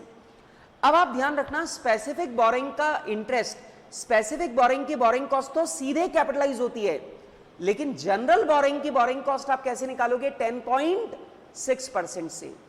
बेटा आप एक बात बताओ कि बिल्डिंग मैं बना रहा हूं, मुझे पता ही नहीं कि बिल्डिंग में मैंने इन चारों में से किसका पैसा लगाया, तो मैं तो क्या करूंगा, मैंने चारों की एवरेज रेट निकाल ली 10.6%। अब मैं जो भी पैसा जिस भी एसेट में लगाऊंगा मैं उसका ब्याज कितना कैलकुलेट करूंगा? 10.6%। मुश्किल बात तो नहीं है? पढ़ो, आ जाओ। In case single borrowing is used for few qualifying asset, then such borrowing is called general borrowing. अगर बेटा मैंने एक लोन का पैसा बहुत सारी एसेट्स में लगा रखा है तो भी उसे क्या बोलेंगे? General borrowing. If amount of general borrowing is used in the asset in parts, then in that condition we will calculate a weighted average amount of funds invested in the asset during the year, then borrowing cost will be charged on this average amount of investment. बेटा इस बात को अभी मैं 2 minute रुक करके दोबारा पढ़ूंगा, ठीक है। इस बात को अभी तक मैंने समझाया नहीं है, मैं इस बात को अभी दोबारा पहले समझाऊंगा फिर उसके बाद में पढ़ूंगा। अब ये वाला पॉइंट पढ़ो। If there are more than one type of general borrowing, then we will calculate average rate of borrowing cost on overall amount of general borrowing, and borrowing cost to be capitalized in the cost of qualifying asset will be calculated at this average rate of borrowing cost. अगर हमारी general borrowing एक से ज्यादा है तो हम सारी की सारी जनरल बोरोइंग का टोटल बोरोइंग कॉस्ट लेंगे, टोटल बोरोइंग का अमाउंट लेंगे और इससे एवरेज रेट निकाल लेंगे। बाद में जो भी इंटरेस्ट कैपिटलाइज करना है वो इस एवरेज रेट से कैलकुलेट किया जाएगा, मतलब 10.6% से। बेटा आप मुझे जल्दी से बताओ, क्या आपको मेरा पॉइंट समझ में आ गया? जनरल बोरिंग का मतलब यदि बहुत सारी बोरिंग्स है और उनका पैसा बहुत सारी एसेट्स में लगाया जा रहा है तो बेटा वो जनरल बोरिंग कहलाएगी। जनरल बोरिंग अगर एक से ज्यादा है तो आप टोटल बोरिंग कॉस्ट ले लो, टोटल बोरिंग ले लो, एवरेज रेट निकाल लो और याद रखना इसी एवरेज रेट से आपको बोरिंग कॉस्ट कैलकुलेट करनी है जिसे कैपिटलाइज किया जाना है। क्लियर है मेरी बात? अब मेरी बात को ध्यान से सुनना। अब मेरे पास में एक प्रॉब्लम रह गई और एक प्रॉब्लम ये रही कि भाई साहब मैं एसेट के अंदर जो पैसा लगा रहा हूं वो भी तो टुकड़ों में लगा रहा हूं। भाई कभी 2 लाख रुपए का पेमेंट करूंगा, कभी 5 लाख का पेमेंट करूंगा, कभी 10 लाख का पेमेंट करूंगा। और आप लोगों को याद है, मैं आप लोगों को ऑलरेडी ये वाली बात पढ़ा चुका हूं कि बोरिंग कॉस्ट का कैपिटलाइजेशन जो है वो तब तक नहीं हो सकता जब तक ये 3 शर्तें पूरी ना हो जाए। खर्चा हो चुका है, काम शुरू हो चुका है, सुनो, और बोरिंग कॉस्ट लग चुकी है। अब मेरी बात को समझना कि अगर मान लो मैं एक बिल्डिंग बना रहा हूं, मेरी बात को ध्यान से सुनना और भागना नहीं अब की बार। अब प्रॉब्लम को जरा समझना, इस बात को, you will understand this problem. इतना इजी पॉइंट है, जरा ध्यान से सुनो। मैंने बिल्डिंग में 1 मई को बिल्डिंग के ठेकेदार को 2 लाख रुपए का पेमेंट किया। अगर मैंने बिल्डिंग के ठेकेदार को 1 मई को 2 लाख रुपए का पेमेंट किया, दैट मींस मुझे 1 मई से पहले 2 लाख रुपए की आवश्यकता थी नहीं, तो 2 लाख रुपए पर 1 मई से पहले का इंटरेस्ट आप कैपिटलाइज नहीं कर सकते। बोलो हाँ कि ना? अरे लिखा है ना भाई 3 शर्तें पूरी होना जरूरी है, बोरिंग कॉस्ट लग चुकी है, काम शुरू हो चुका है, पेमेंट हो चुका है। तो भैया जिस दिन पेमेंट हो रहा है ना उसके बाद ही बोरिंग कॉस्ट कैपिटलाइज हो सकती है, उससे पहले नहीं हो सकती। ठीक है, और यहां पेमेंट का मतलब क्या है? या तो कैश दे दो या कोई एसेट दे दो या आपके सिर पर इंटरेस्ट बियरिंग लायबिलिटी अगर आ गई तो भी हम मान लेंगे आपने पेमेंट कर दिया। क्लियर है मेरी बात? अब सुनो, अगर 1 मई को मैंने 2 लाख रुपए का पेमेंट किया है तो 2 लाख रुपए का ब्याज 1 मई के बाद वाला ही कैपिटलाइज हो सकता है। मान लो मैंने 1 जुलाई को 3 लाख रुपए का पेमेंट ठेकेदार को और कर दिया, तो ध्यान रखना 3 लाख रुपए की बोरिंग कॉस्ट कैपिटलाइज हो सकती है, लेकिन 1 जुलाई के बाद में ही हो सकती है। मान लो मैंने 1 अक्टूबर को मैंने 4 लाख रुपए का पेमेंट और कर दिया, तो याद रखना अगर मैंने 1 अक्टूबर को 4 लाख रुपए का पेमेंट किया है, दैट मींस मुझे पैसे की आवश्यकता थी 1 अक्टूबर को। आपने पहले से लोन ले रखा, मुझे उससे मतलब नहीं है, मैं तो 1 अक्टूबर के बाद की बोरिंग कॉस्ट को ही कैपिटलाइज करूंगा, क्योंकि जब आपको पैसों की जरूरत थी तभी आपको पैसा लोन पर लेना चाहिए था। अगर आपने पहले से पैसा लोन पे ले रखा, मुझे मतलब नहीं, जब आपने पैसा बिल्डिंग में लगाया उसके बाद का बोरिंग कॉस्ट ही कैपिटलाइज हो सकती है। मेरी बात आ रही है समझ में?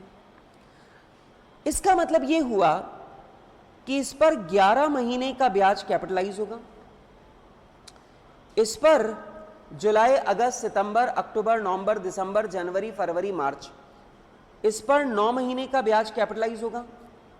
और ये 1 अक्टूबर को लगाया है तो इस पर अक्टूबर, नवंबर, दिसंबर, जनवरी, फरवरी, मार्च, इस पर 6 महीने का ब्याज ही कैपिटलाइज होगा। मेरी बात समझ में आ रही है? अब मैं मान लेता हूं ये 2,40,000 है। ठीक है, थोड़ा सिंप्लिसिटी के लिए मैं ऐसा कर रहा हूं और अपन इसे मान लेते हैं 4 लाख रुपए। ठीक है, इजी करने के लिए। अब मेरी बात को ध्यान से समझना, ये बताओ कि मैं रेट ऑफ इंटरेस्ट को बाद में एक साथ लगा लूं तो चलेगा? मेरी बात समझ में आ रही है? मैंने क्या बोला? बेटा एक बात मुझे बताओ, आप 2,40,000 पे 11 महीने का ब्याज कैसे निकालते हो? 2,40,000 इंटू रेट इंटू 11/12।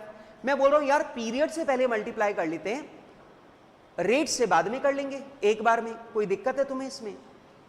अब मेरी बात ध्यान से सुनना, मैं जो समझा रहा हूं ये समझने के बाद में हम डायरेक्टली क्वेश्चन पे आ जाएंगे, क्योंकि अब इसके अलावा इस एएस में कुछ है ही नहीं। इसलिए मेरी बात को बहुत ध्यान से सुनो। ये बताओ 2,40,000 पे 11 महीने का ब्याज लगाना है। मैं बोल रहा हूं रेट बाद में लगा लेंगे, पहले अभी पीरियड से मल्टीप्लाई कर लेते हैं। तो बेटा इंटरेस्ट निकालने का तरीका है 2,40,000 इंटू रेट इंटू 11/12। मैं बोल रहा हूं भाई रेट से बाद में मल्टीप्लाई कर लूंगा, तो अभी 11/12 कर ले। तो भाई ये आ जाएगा 2.2 लाख, ये आ जाएगा 3 लाख और ये आ जाएगा 2 लाख। तो भाई कुल मिलाकर कितना हो गया? 7.2 लाख। सही है। अब बेटा मैं क्या करूंगा, इस 7.2 लाख पे, इस 7.2 लाख पे मैं 10.6% इंटरेस्ट कैलकुलेट करूंगा। अब देखो 4 तरह की बोरिंग्स को भी मैंने हैंडल कर लिया, और ध्यान से देखो मैंने बिल्डिंग में अलग अलग समय पर जो पैसा लगाया था उसके पीरियड के अकॉर्डिंग ही मैंने ब्याज को कैपिटलाइज करने के लिए बोल रहा हूं। तो मैं क्या करूंगा कि ये जो 7.2 लाख है इस पर मैं 10.6% इंटरेस्ट को कैपिटलाइज करूंगा, 0.7632। अरे समझ में आ रहा है? मेरी बात समझ में आ रही है? मैंने क्या बोला? मैं क्या करूंगा, मैं यहां पे बोल रहा हूं कि भाई साहब मेरी 4 तरह की बोरिंग थी, तो मैंने उस समस्या को कैसे हैंडल किया? मैंने चारों तरह की बोरिंग्स की एवरेज रेट निकाल ली, वो प्रॉब्लम हैंडल हो गई। दूसरी प्रॉब्लम यह है कि बिल्डिंग में आपने अलग अलग समय पर पैसा लगाया था, और आप लोग जानते हो पैसा लगाने के बाद का ब्याज ही कैपिटलाइज हो सकता है। अब पैसा लगाने के बाद का ब्याज ही कैपिटलाइज हो सकता है, तो मैंने क्या किया, मैंने पहले पीरियड को मल्टीप्लाई करके रख लिया और बाद में रेट से एक साथ मल्टीप्लाई कर दिया। क्या ये एक ही बात है? अब आप ध्यान से देखो, मैंने 2,40,000 पे 11 महीने का ब्याज ही कैपिटलाइज किया है, 4 लाख रुपए पे 9 महीने का ब्याज ही कैपिटलाइज किया है, 4 लाख रुपए के ऊपर 6 महीने का ब्याज ही मैंने कैपिटलाइज किया है। तो आप ध्यान से देखो, मैंने पैसा लगाने के बाद वाले पीरियड का ब्याज ही कैपिटलाइज किया है। अब सिंपल सा लॉजिक है यार, जिस दिन आप पेमेंट कर रहे हो ना, आपको पैसे की आवश्यकता उसी दिन थी, तो अगर आपने उससे पहले पैसा बोरो कर रखा है, मुझे मतलब नहीं है, जिस दिन पैसा लगाया उस दिन पैसे की आवश्यकता थी, उस दिन वो पैसा मेरी बिल्डिंग में लगा है, उस दिन के बाद का ब्याज मेरी बिल्डिंग की कॉस्ट में कैपिटलाइज हो सकता है। ध्यान से देखो, मैंने वही काम किया है। मेरी बात समझ में आ रही है? मैं आखिरी प्रॉब्लम को डिस्कस करूंगा अगर आपको मेरा ये लॉजिक समझ में आ गया। मैंने 4 तरह की बोरिंग को कैसे हैंडल किया, एवरेज रेट निकालकर। मैंने अलग अलग समय पे लगने वाले पैसे को कैसे हैंडल किया, मैंने देख लिया कौन से अमाउंट पर कितने महीने का ब्याज कैपिटलाइज होना है, वो मैंने कैलकुलेट कर लिया और फिर मैंने उसे अपनी रेट ऑफ इंटरेस्ट से, रेट ऑफ बोरिंग कॉस्ट से मल्टीप्लाई करके अमाउंट निकाल लिया। इधर बेटा, इधर जल्दी से मुझे बताओ, ये पॉइंट समझ में आ रहा है? हाँ जी, इधर इधर इधर जल्दी से मुझे बताओ, ये पॉइंट समझ में आ रहा है? लेकिन समस्या तब घनघोर हो जाती है जब आपको यह बता दिया जाए कि इस बिल्डिंग के लिए आपने 1 लाख रुपए का स्पेसिफिक लोन ले रखा है। अरे ये 10.6% तो जनरल बोरिंग है। अगर मान लो मैंने आपको यह बता दिया कि इस बिल्डिंग के लिए आपने 1 लाख रुपए का स्पेसिफिक लोन भी ले रखा है और स्पेसिफिक लोन पर इंटरेस्ट कितना है, 6,000। ये जो 1 लाख रुपए का लोन आपने स्पेसिफिकली इसी बिल्डिंग के लिए लिया है, उसका इंटरेस्ट कितना है, 6,000। अब क्या करें? तो करना कुछ नहीं है, सुनना। हम बोलेंगे सर ये जो 7.2 लाख है, सर ये जो 7.2 लाख है, इसमें 1 लाख तो स्पेसिफिक बोरिंग के। अब 7.2 लाख में अगर 1 लाख स्पेसिफिक बोरिंग के हैं तो जनरल बोरिंग का पैसा कितना है, 6.2। अरे समझा क्या? अगर बिल्डिंग में टोटल पैसा 7.2 लगा है, 7.2 में अगर 1 लाख स्पेसिफिक बोरिंग का लगा हुआ है तो बाकी का 6.2 जनरल बोरिंग का लगा हुआ है। स्पेसिफिक बोरिंग का ब्याज कैपिटलाइज होगा 6,000 और जनरल बोरिंग का जो इंटरेस्ट है वो कैपिटलाइज होगा कितना, 0.6572। अरे समझ में आ रहा है, 0.6572। अरे समझ में आ रहा है क्या? तो मैंने यहां पे क्या किया कि आप हमेशा ये ध्यान रखना कि जब आप ये 7.2 लाख निकाल लो तो याद रखना पहले स्पेसिफिक बोरिंग का पैसा इस्तेमाल किया है ये मानोगे, बाद में जनरल बोरिंग का पैसा इस्तेमाल किया है ये मानोगे। मतलब 7.2 में पहले 1 लाख माना जाएगा कि ये स्पेसिफिक बोरिंग का है और बाकी का 6.2 माना जाएगा जनरल बोरिंग का है। क्लियर है बात? क्लियर है बात? पक्की बात? एक बात का खास ध्यान रखना कि जो बोरिंग कॉस्ट कैपिटलाइज नहीं हो रही वो P&L में जाएगी खर्चे की तरह। ठीक है, कहने का मतलब समझ रहे हो? अगर आपकी बोरिंग कॉस्ट है 1 लाख रुपए और कैपिटलाइज हो रही है, ये सारी कैलकुलेशन के बाद में आपने देखा कैपिटलाइज हो रही है 90,000, तो बाकी का 10,000 P&L में जाएगी। क्लियर है बात? पक्का? बेटा आप मुझे बताइए मैंने कैसे हैंडल करवाया।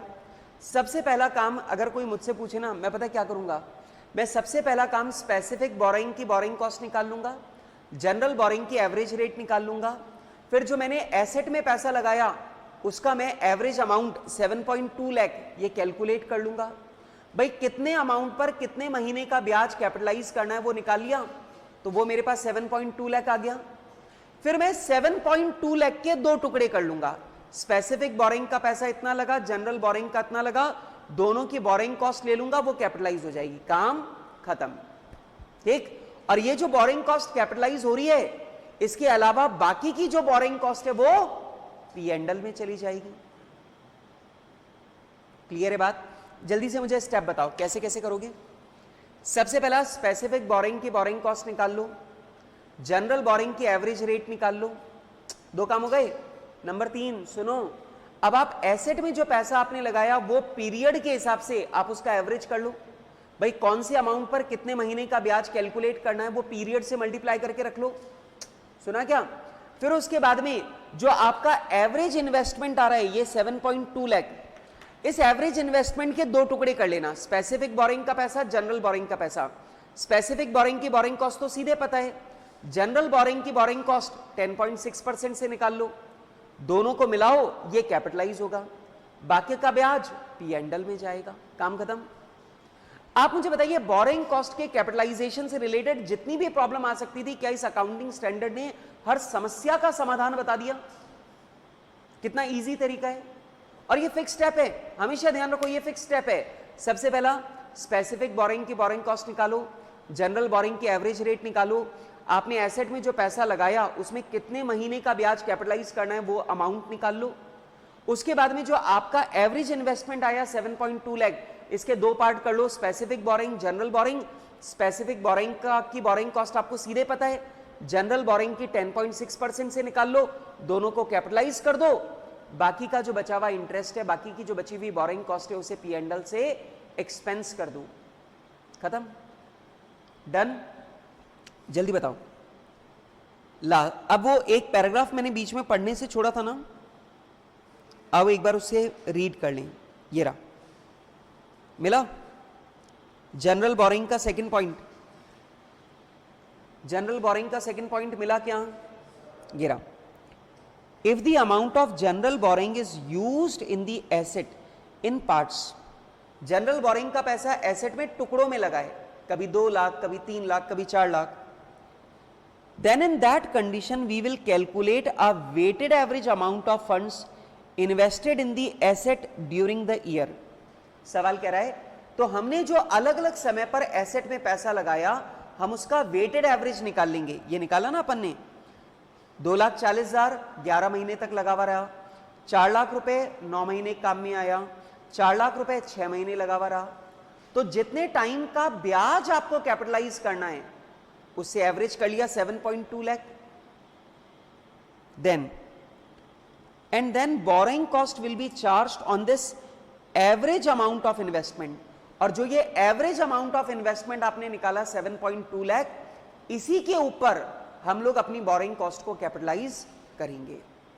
ठीक है बेटा, वही पॉइंट है जो अभी अपन ने समझा, वही पॉइंट इन्होंने यहां पे टेक्निकल लैंग्वेज में बोला है। क्लियर है बात? पॉइंट क्लियर है? चलो एक बार डिस्क्लोजर रिक्वायरमेंट देख लो, बहुत मामूली सी बातें।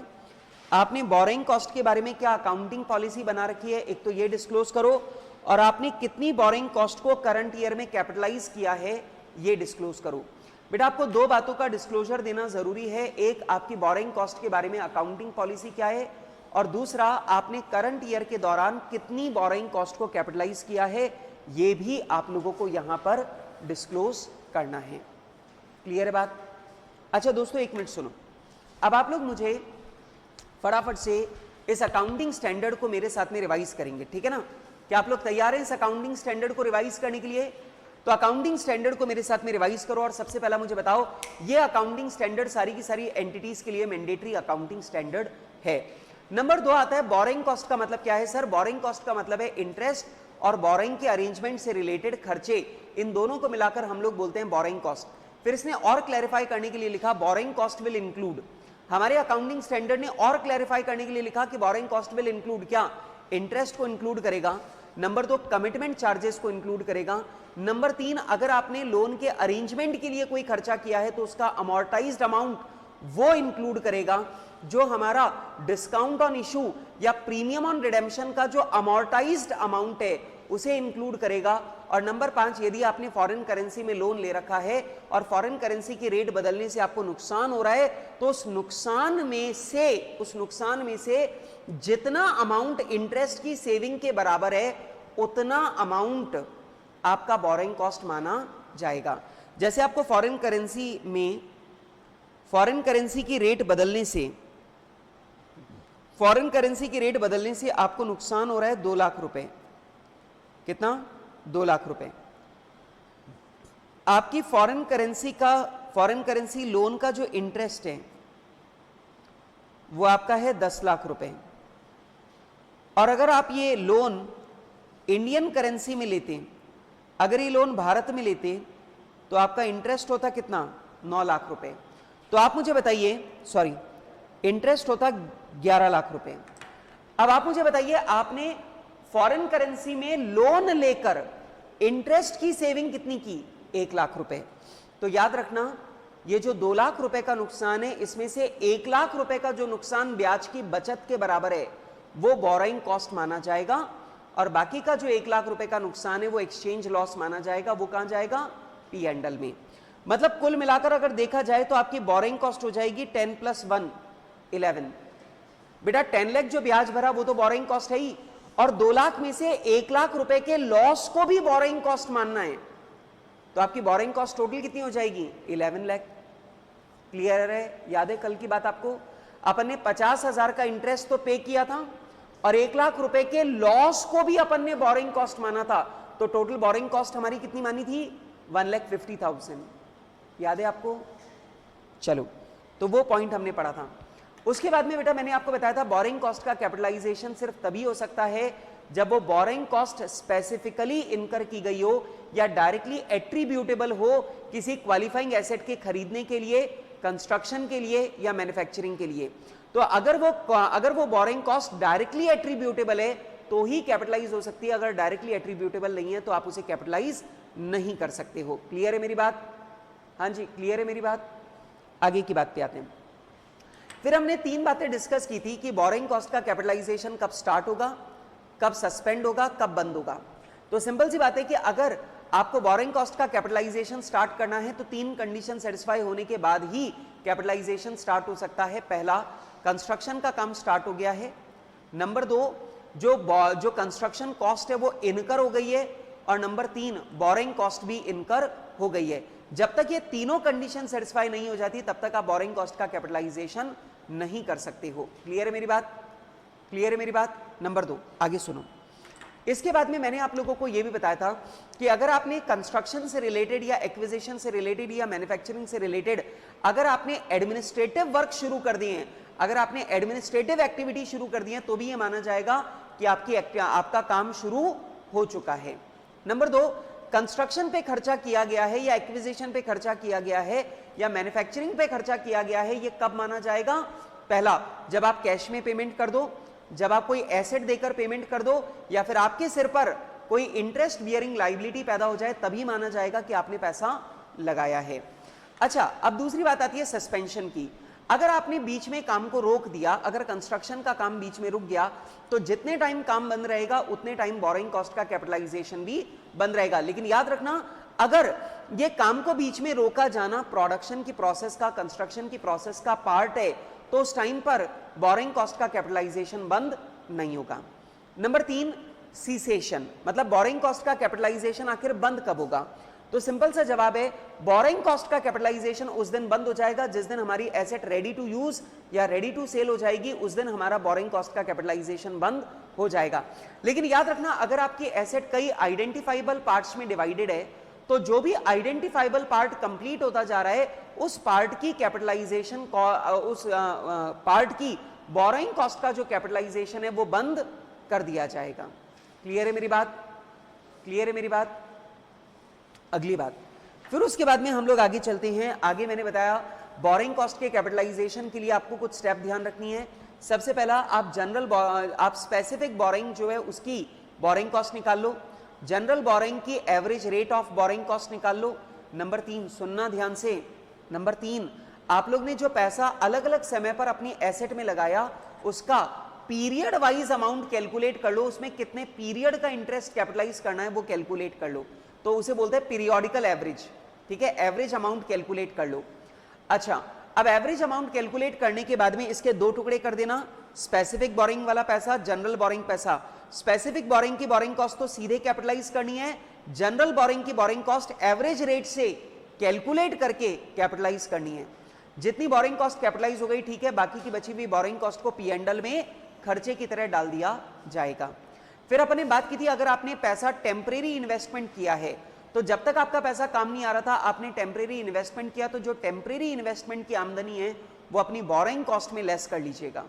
ठीक है, इसके बाद में बेटा हम लोग ने बात की डिस्क्लोजर रिक्वायरमेंट की। 2 ही बातें डिस्क्लोज करनी है, एक बोरोइंग कॉस्ट की अकाउंटिंग पॉलिसी जो है वो डिस्क्लोज करनी है, और नंबर 2, करंट ईयर में आपने जितनी भी बोरोइंग कॉस्ट को कैपिटलाइज किया आपको वो डिस्क्लोज करना है। बात खत्म? क्लियर? अच्छा, ध्यान रखना, क्वालिफाइंग एसेट क्या है बेटा? क्वालिफाइंग एसेट का मतलब होता है वो एसेट जिसे रेडी टू सेल या रेडी टू यूज होने में नेसेसरीली 12 महीने या उससे ज्यादा का टाइम लगना हो, सिर्फ वही क्वालिफाइंग एसेट है और सिर्फ उसी की बोरिंग कॉस्ट का कैपिटलाइजेशन हो सकता है। क्लियर है बात? चले आगे, आ जाओ। अब आप लोग बेटा क्वेश्चन करने के लिए बिल्कुल तैयार हैं मेरे साथ में। अब आप लोग इस क्वेश्चन को देखेंगे।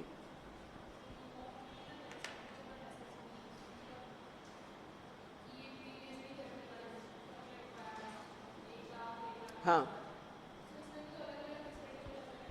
बेटा, ये एसेट्स नहीं है तीन, ये एक ही एसेट के 3 साल में कंस्ट्रक्शन हो रहा है। तो जब तक कंस्ट्रक्शन कंप्लीट नहीं होगा तब तक बोरिंग कॉस्ट कैपिटलाइज होगी ना। तो मान लो पहले साल में मैंने 1 लाख रुपए लगाए, दूसरे साल में मैंने 2 लाख रुपए लगाए, तो दूसरे साल में तो टोटल 3 लाख रुपए का इन्वेस्टमेंट हो गया, तो 3 लाख रुपए का ब्याज कैपिटलाइज होगा ना। पर पॉइंट यह है कि ब्याज चुकाने के लिए भी मेरे पास आमदनी थोड़ी आ रही है अभी। एक बात मुझे बताओ कि अगर एसेट अंडर कंस्ट्रक्शन है, अगर एसेट अंडर कंस्ट्रक्शन है तो उसका ब्याज भी लोन के पैसों से ही चुक रहा होगा, कमाई थोड़ी आ रही है मेरे पास। एक बात मुझे बताओ कि मान लीजिए वीकेआई में आज एक मैं बड़ी सारी फैक्ट्री लगाना चाहता हूं, फैक्ट्री लगाने में 4 साल लगेंगे। अब मैंने पहले साल फैक्ट्री पे 10 करोड़ रुपए लगा दिया, अब पहले साल का ब्याज बना 1 करोड़ रुपए, तो भाई 1 करोड़ का ब्याज भी मुझे लोन के पैसों से ही चुकाना पड़ेगा। क्यों? क्योंकि फैक्ट्री तो अभी लगी नहीं है, इनकम आना तो शुरू ही नहीं हुई ना, और इनकम आना शुरू नहीं हुई तो ये ब्याज का पैसा भी मुझे लोन के पैसों से चुकाना पड़ेगा। तो आप मुझे बताइए कुल मिलाकर मैंने बिल्डिंग के अंदर पैसा कितना लगा दिया? 11 करोड़ रुपए। तो अगले साल का ब्याज तो 11 करोड़ प्लस अगले साल की कॉस्ट पे लगेगा। बेटा 10 करोड़ रुपए लोन का जो पैसा है उसमें से मैंने 10 करोड़ निकाला और मैंने बिल्डिंग में लगा दिया। लोन के पैसों में से मैंने 1 करोड़ निकाला और ब्याज चुका दिया। तो भाई मेरी जेब से तो 11 करोड़ रुपए खर्च हो गए ना लोन के पैसे। तो ऑब्वियस बात है सेकेंड ईयर में जो बोरिंग कॉस्ट कैपिटलाइज होगी वो 11 करोड़ प्लस सेकेंड ईयर की कॉस्ट दोनों पे कैपिटलाइज करूंगा। समझ में आ रहा है बेटा? एक बात बहुत लॉजिकल सी बात है, जब तक एसेट का कंस्ट्रक्शन कंप्लीट नहीं होगा तब तक ब्याज का पैसा भी लोन से ही चुकेगा। तो जो ब्याज का पेमेंट कर रहे हो वो पैसा भी तो बिल्डिंग के अंदर ही लगा रहे हो। ठीक है, चलो बढ़े अपन आगे। आइए मेरे साथ में आप सब लोग क्वेश्चन नंबर 1 पढ़ेंगे। आप लोग को बता दूं क्वेश्चन नंबर 1 सीए फाइनल और सीए इंटर में मिलाकर 8 बार पूछा गया है। और मजेदार बात यह है कि इसके सजेस्टेड आंसर कई बार तो सही आए पर इसके सजेस्टेड आंसर कई बार गलत भी आए। ठीक है, खैर, लेकिन अब बच्चे मुझे बोलेंगे सर हमें एग्जाम में क्या करना है? बेटा आप एग्जाम में सही चीज ही करके आओ, क्योंकि आपको ये पता तो है ही नहीं सजेस्टेड आंसर में क्या लिखा होगा, तो आप अपनी तरफ से तो सही सॉल्यूशन करके आओगे। आ जाओ सुनिए फटाफट से मेरे साथ में क्या कह रहे हैं। On 1st April 2009, Amazing Construction Limited obtained a loan of rupees 32 crore to be utilized as under। बेटा 1 अप्रैल 2009 को अमेजिंग कंस्ट्रक्शन लिमिटेड ने एक लोन लिया है 32 करोड़ का और उसका पैसा इस प्रकार यूटिलाइज किया जाएगा। बेटा एक लोन का पैसा बहुत सारी एसेट में लग रहा है तो ये क्या है? General borrowing. Construction of a sea link across 2 cities, 2 science, तो इसको कर दो सिटीज। बेटा 2 सिटीज के बीच में हमने एक सी लिंक डाला है। सी लिंक जानते हो? समुद्र के ऊपर जो पुल बनता है उसे क्या बोलते हैं? सी लिंक। ठीक है, आपको पता है बॉम्बे में भी एक सी लिंक बना है। ठीक है, कौन सा? वर्ली, वर्ली सी लिंक, कुछ और बोलते हैं इसे, वर्ली और एक और नाम है, क्या बोलते हैं, जो भी। तो यहां पे सी लिंक का मतलब होता है समुद्र के ऊपर पुल का निर्माण करना। तो हमने एक सी लिंक बनाया है 2 शहरों के ऊपर।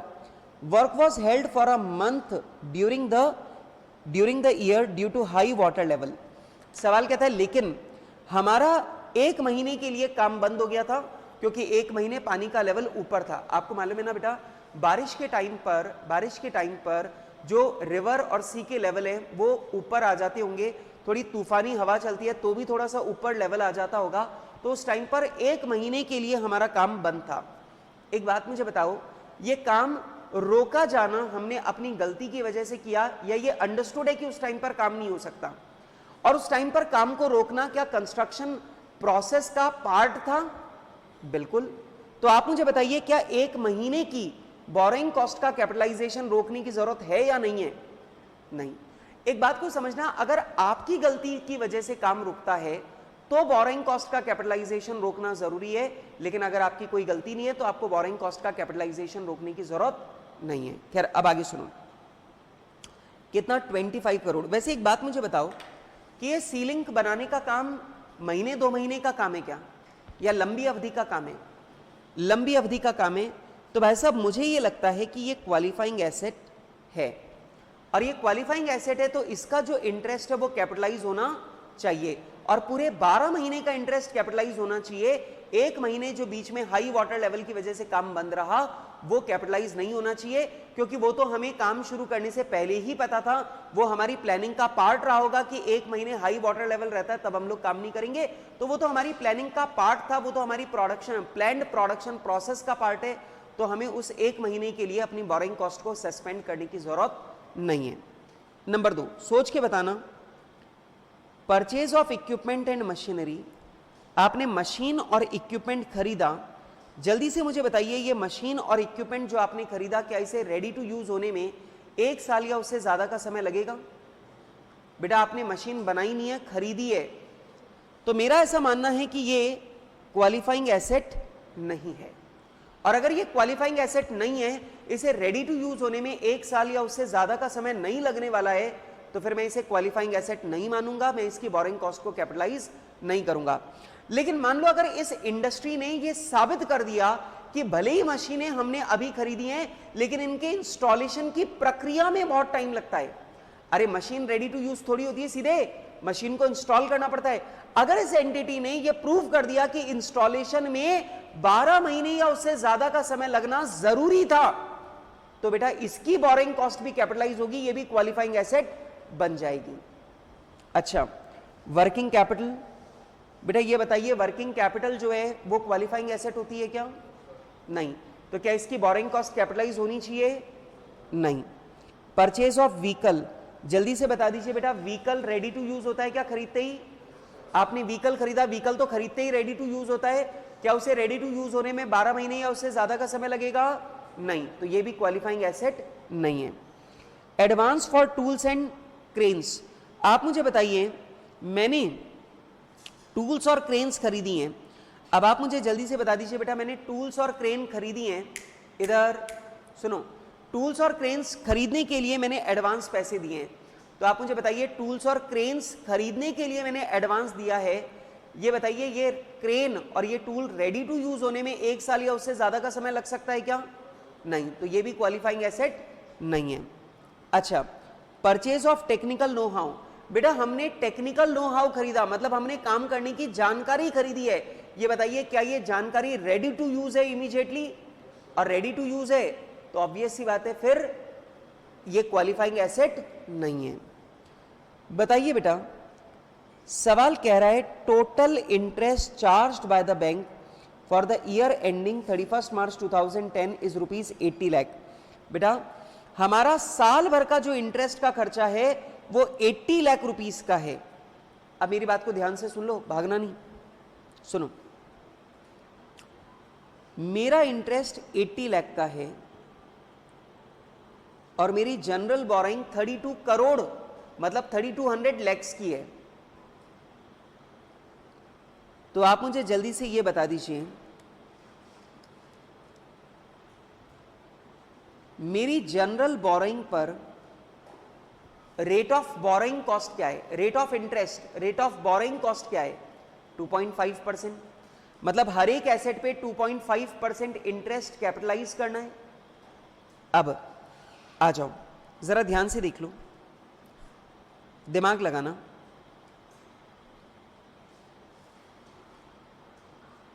बेटा ये बताओ, ये जो सी लिंक मैंने कंस्ट्रक्ट किया है क्या ये क्वालिफाइंग एसेट है?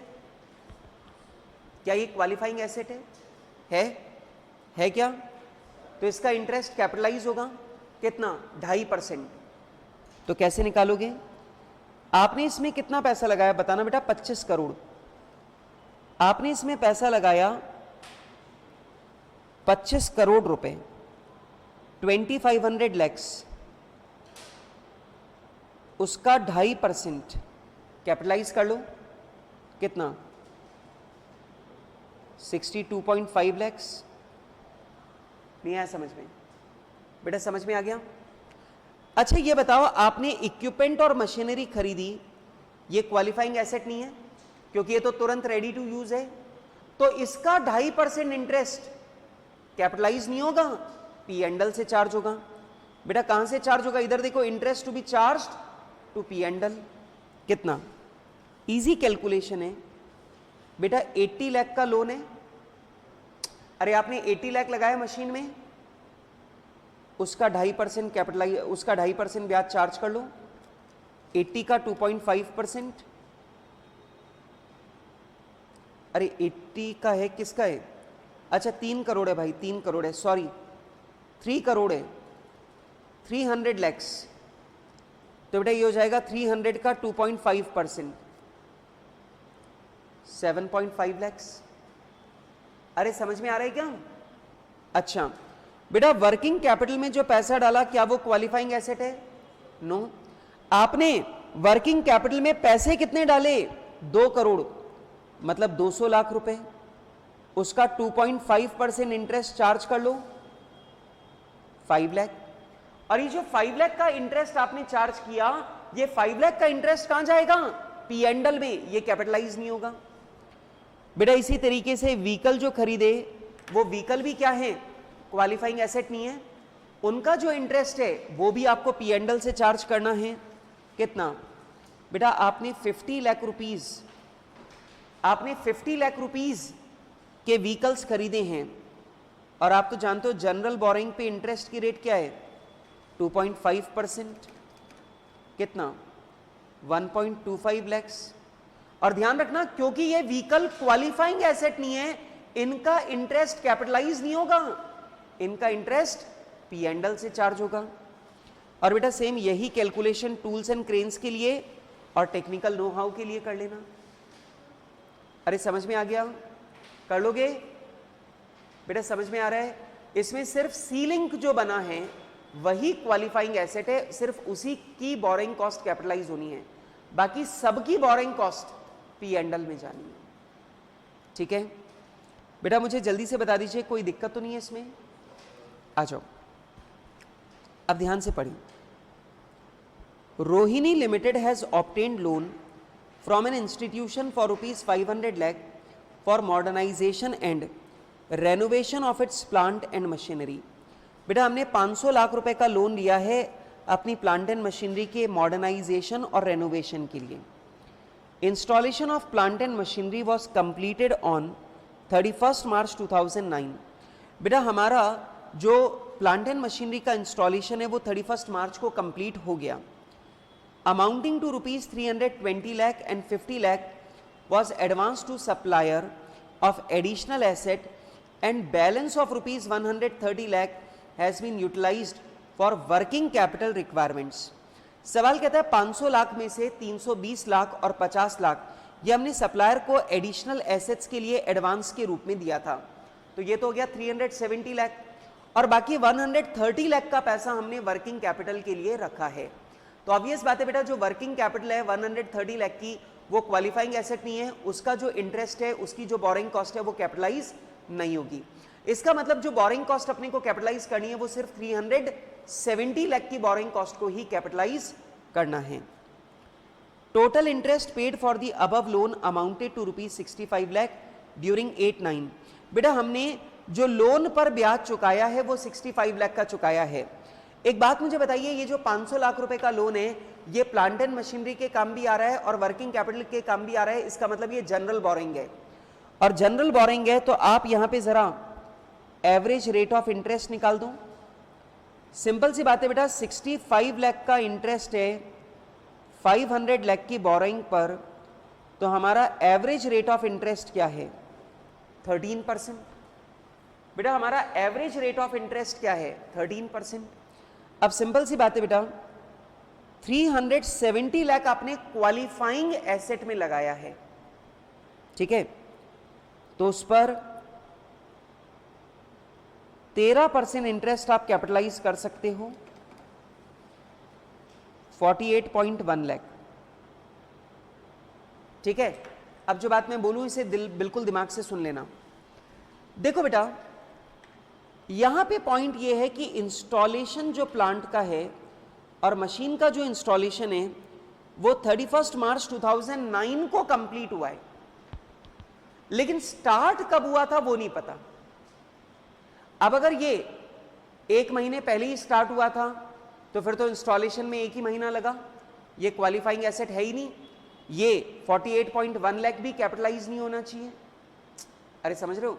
और हो सकता है ये 1 अप्रैल को इसका इंस्टॉलेशन शुरू हुआ और 31 मार्च को खत्म हुआ, तो इंस्टॉलेशन में 12 महीने का समय लगा, तो ये क्वालिफाइंग एसेट है, और क्वालिफाइंग एसेट है तो 48.1 लाख का इंटरेस्ट कैपिटलाइज होना चाहिए। आ रही है बात समझ में? कंप्लीशन का दिन बता दिया लेकिन स्टार्ट का दिन नहीं बताया। तो आप यहां पे पूरा जवाब लिखना, आप लिखना कि हमें यह नहीं बताया गया कि इसके इंस्टॉलेशन में कितना टाइम लगा है, तो हम लोगों को यह नहीं आइडेंटिफाई हो पा रहा कि यह क्वालिफाइंग एसेट है या नहीं है, इसलिए हम ये मान के चलते हैं कि यह एसेट क्वालिफाइंग एसेट है, और अगर यह क्वालिफाइंग एसेट है तो इसका 48.1 लाख का जो इंटरेस्ट लग रहा है, 48.1 की जो बोरिंग कॉस्ट है वो कैपिटलाइज होनी चाहिए, और बाकी जो बची 16.9 लाख की बोरिंग कॉस्ट वो P&L में जानी चाहिए। अरे समझ में आ रहा है क्या? पक्का? और फिर इसके नीचे ऑल्टरनेटिव भी लिखा ना, अगर आप ये मानते हैं कि इस प्लांट एंड मशीनरी के इंस्टॉलेशन में 12 महीने से कम का समय लगा है और ये क्वालिफाइंग एसेट नहीं है, तो पूरे के पूरे 65 लाख P&L में चले जाएंगे, कुछ भी बोरिंग कॉस्ट कैपिटलाइज नहीं होगी। क्लियर है बात? लो अब ध्यान से देख लो बेटा, इन्होंने प्लांट एंड मशीनरी के इंस्टॉलेशन को और एडिशनल एसेट को क्वालिफाइंग एसेट माना है, उनका जो इंटरेस्ट है वो इन्होंने कैपिटलाइज कर दिया। आप जोड़ के देख लो, ये दोनों कितने आ रहे हैं? 48.1 है ना बेटा, 48.1 ही आ रहा है। और बेटा जो वर्किंग कैपिटल है वो क्वालिफाइंग एसेट नहीं है, उसका जो इंटरेस्ट है वो हमने P&L से चार्ज कर दिया। बेटा आपको समझ में आ रहा है पूरा? बेटा प्लांट एंड मशीनरी और एडिशनल एसेट दोनों की जो बोरिंग कॉस्ट है वो क्या होगी? कैपिटलाइज, क्योंकि उसे क्वालिफाइंग एसेट माना गया है। ठीक है बेटा, आप देख लीजिए, यही कैलकुलेशन मैंने ऊपर करके बताई है। बेटा ये लोग प्रोपोर्शनेटली कैलकुलेट करते हैं, ये लोग प्रोपोर्शनेटली ऐसे कैलकुलेट कर रहे हैं, और मैं कैसे कैलकुलेट कर रहा हूं? एवरेज रेट निकाल के। ठीक है पक्का? इधर देखो, आपने 320 लाख रुपए लगाए यहां पे, इसका 13%, और 50 लाख लगाए यहां पे, उसका 13%।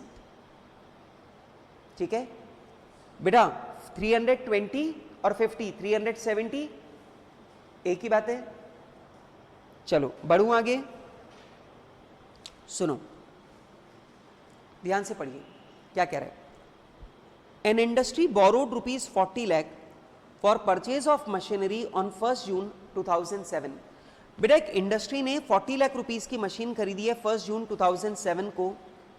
Interest on loan is 9% per annum. बेटा लोन का जो इंटरेस्ट है वो कितना है? 9% per annum. The machine was put to use from 1 January 2008। Machine को आपने पुट टू यूज कब किया? 1 जनवरी 2008 को। बेटा वैसे मैं आपको पहले ही बता चुका हूं कि मुझे पुट टू यूज से कोई मतलब नहीं है, मुझे रेडी टू यूज से मतलब है, लेकिन इस सवाल में अपने को रेडी टू यूज की जानकारी भी नहीं दे रखी है। ठीक है, तो बेटा अगर मैंने ये भी मान लिया कि ये एसेट रेडी टू यूज हुई है 1 जनवरी 2008 को, तो भी आप ध्यान से देखो, 1 जून 2007 से लेकर 1 जनवरी 2008 के बीच का पीरियड अगर काउंट करें तो जून, जुलाई, अगस्त, सितंबर, अक्टूबर, नवंबर, दिसंबर, कुल मिलाकर 7 महीने का समय लगा है। मेरी बात समझ में आ रही है? तो बेटा अगर यहां पे ध्यान से देखिए, अगर मैं ये मान भी लूं कि एसेट रेडी टू यूज भी 1 जनवरी 2008 को हुई है, तो भी एसेट को रेडी टू यूज होने में मात्र 7 महीने का समय लगा है, 12 महीने या उससे ज्यादा का समय नहीं लगा। इसका मतलब ये क्वालिफाइंग एसेट नहीं है। और बेटा अगर ये क्वालिफाइंग एसेट नहीं है तो फिर तो पूरा का पूरा इंटरेस्ट मुझे चार्ज करना होगा P&L से, मैं कुछ भी इंटरेस्ट कैपिटलाइज नहीं करूंगा। तो 40 लाख के लोन पर 9% के हिसाब से इंटरेस्ट हो जाएगा आपका 3,60,000। ये पूरा का पूरा कैपिटलाइज होगा, ये पूरा का पूरा कैपिटलाइज होगा, ये पूरा का पूरा ये पूरा का पूरा P&L में जाएगा, कुछ भी कैपिटलाइज नहीं होगा। बेटा 1 जून 2007 है और 1 जनवरी 2008 है। जून, हाँ बेटा यहां पे ये कहां लिखा हुआ है कि लोन तुमने अच्छा लोन तुमने लिया ही 1 जून को है जी, तो 3,60,000 नहीं, 1 जून से गिनो। जून, जुलाई, अगस्त, सितंबर, अक्टूबर, नवंबर, दिसंबर, जनवरी, फरवरी, मार्च, तुम्हारा 10 महीने का इंटरेस्ट लगेगा। अरे ब्याज तो पूरा मार्च तक लगेगा ना, लोन चुका थोड़ी दिया तुमने। ठीक है, तो अब देखो 40 लाख के लोन पर 9% इंटरेस्ट है साल भर का, तो बताइए बेटा 10 महीने का इंटरेस्ट कितना? 3 लाख रुपए। और ध्यान रखना ये पूरा का पूरा 3 लाख रुपए P&L में जाएगा, कुछ भी कैपिटलाइज नहीं होगा। आइए अब यहां पे बेटा इन्होंने जो ये सॉल्यूशन दे रखा है मैंने यहां पे, आप लिख लीजिए दिस सॉल्यूशन इज रॉन्ग। बेटा मैंने यहां पे 7 महीने का इंटरेस्ट मैंने कैपिटलाइज कर रखा है और बेटा 3 महीने का इंटरेस्ट मैंने यहां पे P&L में लिख रखा है। ये आंसर मैंने यहां पे एज पर सजेस्टेड आंसर छपा हुआ है, लेकिन ध्यान रखिए this is not right, it is wrong. आप लिख लीजिए ये सॉल्यूशन रॉन्ग है। अब जरा ध्यान से देखो एंट्री क्या होगी। Interest account debit to loan, बेटा लोन पर आपने ब्याज लगा दिया 3 लाख रुपए का। ये लोन का ब्याज मशीनरी की कॉस्ट में कैपिटलाइज नहीं होगा, ये तो पूरा का पूरा 3 लाख रुपए का जो ब्याज है, ये पूरा का पूरा 3 लाख रुपए का ब्याज P&L में चला जाएगा। ठीक है बेटा, बात को समझो, जिस एसेट को रेडी टू यूज होने में सब्सटेंशियल पीरियड ऑफ टाइम नहीं लग रहा, वो क्वालिफाइंग एसेट नहीं है। और अगर ये क्वालिफाइंग एसेट नहीं है तो बोरिंग कॉस्ट इसमें कैपिटलाइज हो ही नहीं सकती। ठीक है बेटा, करेक्शन कर लिया। बेटा आपने लिख लिया यहां पे कि ये रॉन्ग सॉल्यूशन है, मैंने इसमें करेक्शन करवा दिया यहां पे पूरा। ठीक है, जो 3 लाख रुपए का ब्याज लगा वो पूरा का पूरा कहां जाएगा? P&L में। अच्छा आइए, A Limited is a holding company of B Limited. B Limited is going to start a new project. सवाल कह रहा है बेटा A Limited होल्डिंग कंपनी है B Limited की, और सवाल कह रहा है कि B Limited एक नया प्रोजेक्ट स्टार्ट करने वाली है। ये बहुत इंटरेस्टिंग क्वेश्चन है, स्टार लगा लो। कॉन्सेप्चुअल है, मतलब सोचने वाला क्वेश्चन है, दिमाग लगाने वाला क्वेश्चन है। आप लोग इसके ऊपर स्टार लगा लीजिए, अच्छा क्वेश्चन है।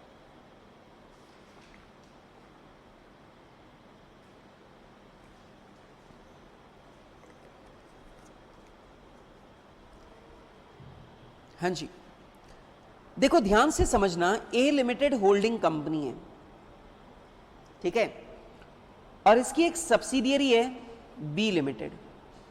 सब्सिडियरी कौन है? B limited. अब दिमाग लगाना, बहुत इंटरेस्टिंग केस है। इसने B लिमिटेड ने एक नया प्रोजेक्ट शुरू किया, एस्टिमेटेड टू कॉस्ट ₹20 करोड़। सवाल कर रहा है B लिमिटेड ने एक नया प्रोजेक्ट शुरू किया और इस प्रोजेक्ट में पैसा लगने वाला कितना है? 10 करोड़, सॉरी 20 करोड़। अब सुनो, for this A limited made an investment of ₹10 crore in the shares of B limited by borrowing the same from financial institution at the rate 10% per annum।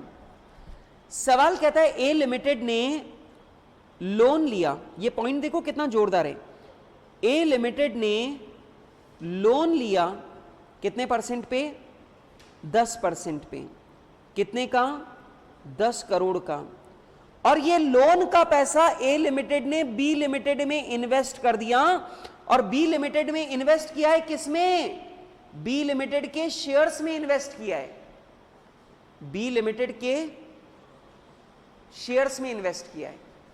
अरे समझ रहे हो क्या, ए लिमिटेड होल्डिंग कंपनी है बी लिमिटेड की, B limited को एक 20 करोड़ का प्रोजेक्ट लगाना था, तो ए लिमिटेड क्योंकि होल्डिंग कंपनी है तो ए लिमिटेड ने 10 करोड़ का लोन लिया, और वो 10 करोड़ का लोन ए लिमिटेड ने बी लिमिटेड के अंदर इन्वेस्ट कर दिया, और बी लिमिटेड के अंदर इन्वेस्ट कैसे किया, शेयर्स में इन्वेस्ट किया है।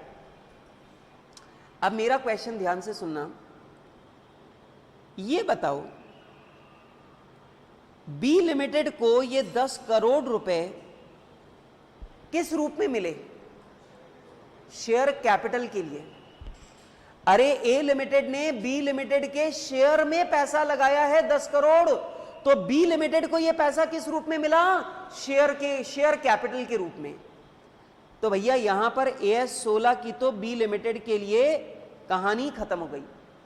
क्यों, क्योंकि ये 10 करोड़ रुपए बी लिमिटेड के लिए शेयर कैपिटल का पैसा है, और शेयर कैपिटल का पैसा है तो बोरोइंग कॉस्ट है ही नहीं, बोरोइंग है ही नहीं, और बी लिमिटेड के लिए ये बोरोइंग नहीं है, तो बी लिमिटेड के लिए बोरोइंग कॉस्ट का मुद्दा ही खत्म हो गया, और बी लिमिटेड के लिए बोरोइंग कॉस्ट का मुद्दा ही खत्म हो गया। इसका मतलब बी लिमिटेड के ऊपर तो AS 16 लगना ही नहीं है। सर ए लिमिटेड पे तो लग सकता है, मैंने बोला ए लिमिटेड पे भी नहीं लग सकता। क्यों, क्योंकि ए लिमिटेड ने ये जो 10 करोड़ रुपए लिया है लोन पर, ये पैसा लगाया है, इन्वेस्ट किया है शेयर में, और ध्यान से समझो शेयर में किया गया इन्वेस्टमेंट क्वालिफाइंग एसेट नहीं होता है, और इन्वेस्टमेंट कभी भी क्वालिफाइंग एसेट नहीं होता, तो ये ए लिमिटेड के लिए क्वालिफाइंग एसेट नहीं है, और ए लिमिटेड के लिए क्वालिफाइंग एसेट नहीं है, तो ए लिमिटेड के लिए भी AS 16 नहीं लग रहा। नहीं आ रहा समझ में, ए लिमिटेड पर AS 16 क्यों नहीं लग रहा, क्योंकि ये क्वालिफाइंग एसेट नहीं है। बी लिमिटेड के लिए ये AS 16 क्यों नहीं लग रहा, क्योंकि ये 10 करोड़ बोरोइंग ही नहीं है, क्योंकि बी लिमिटेड के लिए ये 10 करोड़ बोरोइंग नहीं है। समझ रहे हो, बी लिमिटेड के लिए AS 16 क्यों नहीं लग रहा, क्योंकि बी लिमिटेड के लिए ये 10 करोड़ रुपए बोरोइंग नहीं है, शेयर कैपिटल का पैसा है। और बेटा ए लिमिटेड के लिए ये AS 16 क्यों नहीं लग रहा, क्योंकि ए लिमिटेड ने लोन का पैसा शेयर में इन्वेस्ट किया है, और शेयर में किया गया इन्वेस्टमेंट क्वालिफाइंग एसेट नहीं है, और अगर ये क्वालिफाइंग एसेट नहीं है तो यहां पे कैपिटलाइज होने का क्वेश्चन भी खत्म हो गया है। अच्छा चलें आगे, सुनो। As on 31 March 2005 the project was not completed.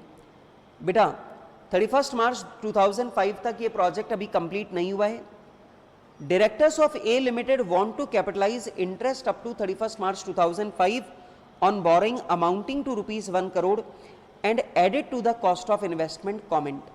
बेटा ए लिमिटेड जो है वो इस 1 करोड़ के ब्याज को, 1 करोड़ के इंटरेस्ट को इन्वेस्टमेंट की कॉस्ट में कैपिटलाइज करना चाहती है। जल्दी से बताइए, कमेंट करो हाँ या ना, बताइए।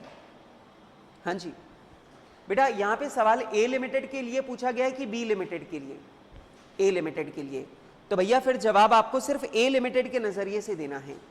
आप यहां पे बोलेंगे सर ए लिमिटेड ने लोन का पैसा बी लिमिटेड के शेयर में इन्वेस्ट किया है, ये investment in share ready for use या रेडी फॉर सेल है? बेटा आप मुझे बताओ, शेयर में जो इन्वेस्ट किया है आप उसे अभी बेच सकते हो क्या? रेडी फॉर सेल है। वैसे भी बेटा आप एक बात को समझो, क्वालिफाइंग एसेट का मतलब वो एसेट होती है जिसे रेडी टू यूज या रेडी टू सेल होने में 1 साल या उससे ज्यादा का समय लगे। बेटा इन्वेस्टमेंट इस कंडीशन को सेटिस्फाई कर ही नहीं सकता, और इन्वेस्टमेंट अगर सेटिस्फाई नहीं कर सकता तो इन्वेस्टमेंट क्वालिफाइंग एसेट है ही नहीं, और जब इन्वेस्टमेंट क्वालिफाइंग एसेट ही नहीं है तो ए लिमिटेड की बोरिंग कॉस्ट इन्वेस्टमेंट की कॉस्ट में कैपिटलाइज हो ही नहीं सकती। क्लियर है बात? बेटा आप ध्यान रखना, आपके एग्जाम में ये वाला सवाल बी लिमिटेड के लिए भी पूछ सकता है, तो आप बी लिमिटेड को क्या बोलेंगे कि सर बी लिमिटेड भी इस कॉस्ट को कैपिटलाइज नहीं कर सकती है, क्यों नहीं कर सकती है? क्योंकि बी लिमिटेड को ये पैसा शेयर कैपिटल के रूप में मिला है, तो बी लिमिटेड के लिए ये 1 करोड़ बोरिंग कॉस्ट है ही नहीं, तो कैपिटलाइज होने का क्वेश्चन ही नहीं आता। चलो ठीक है,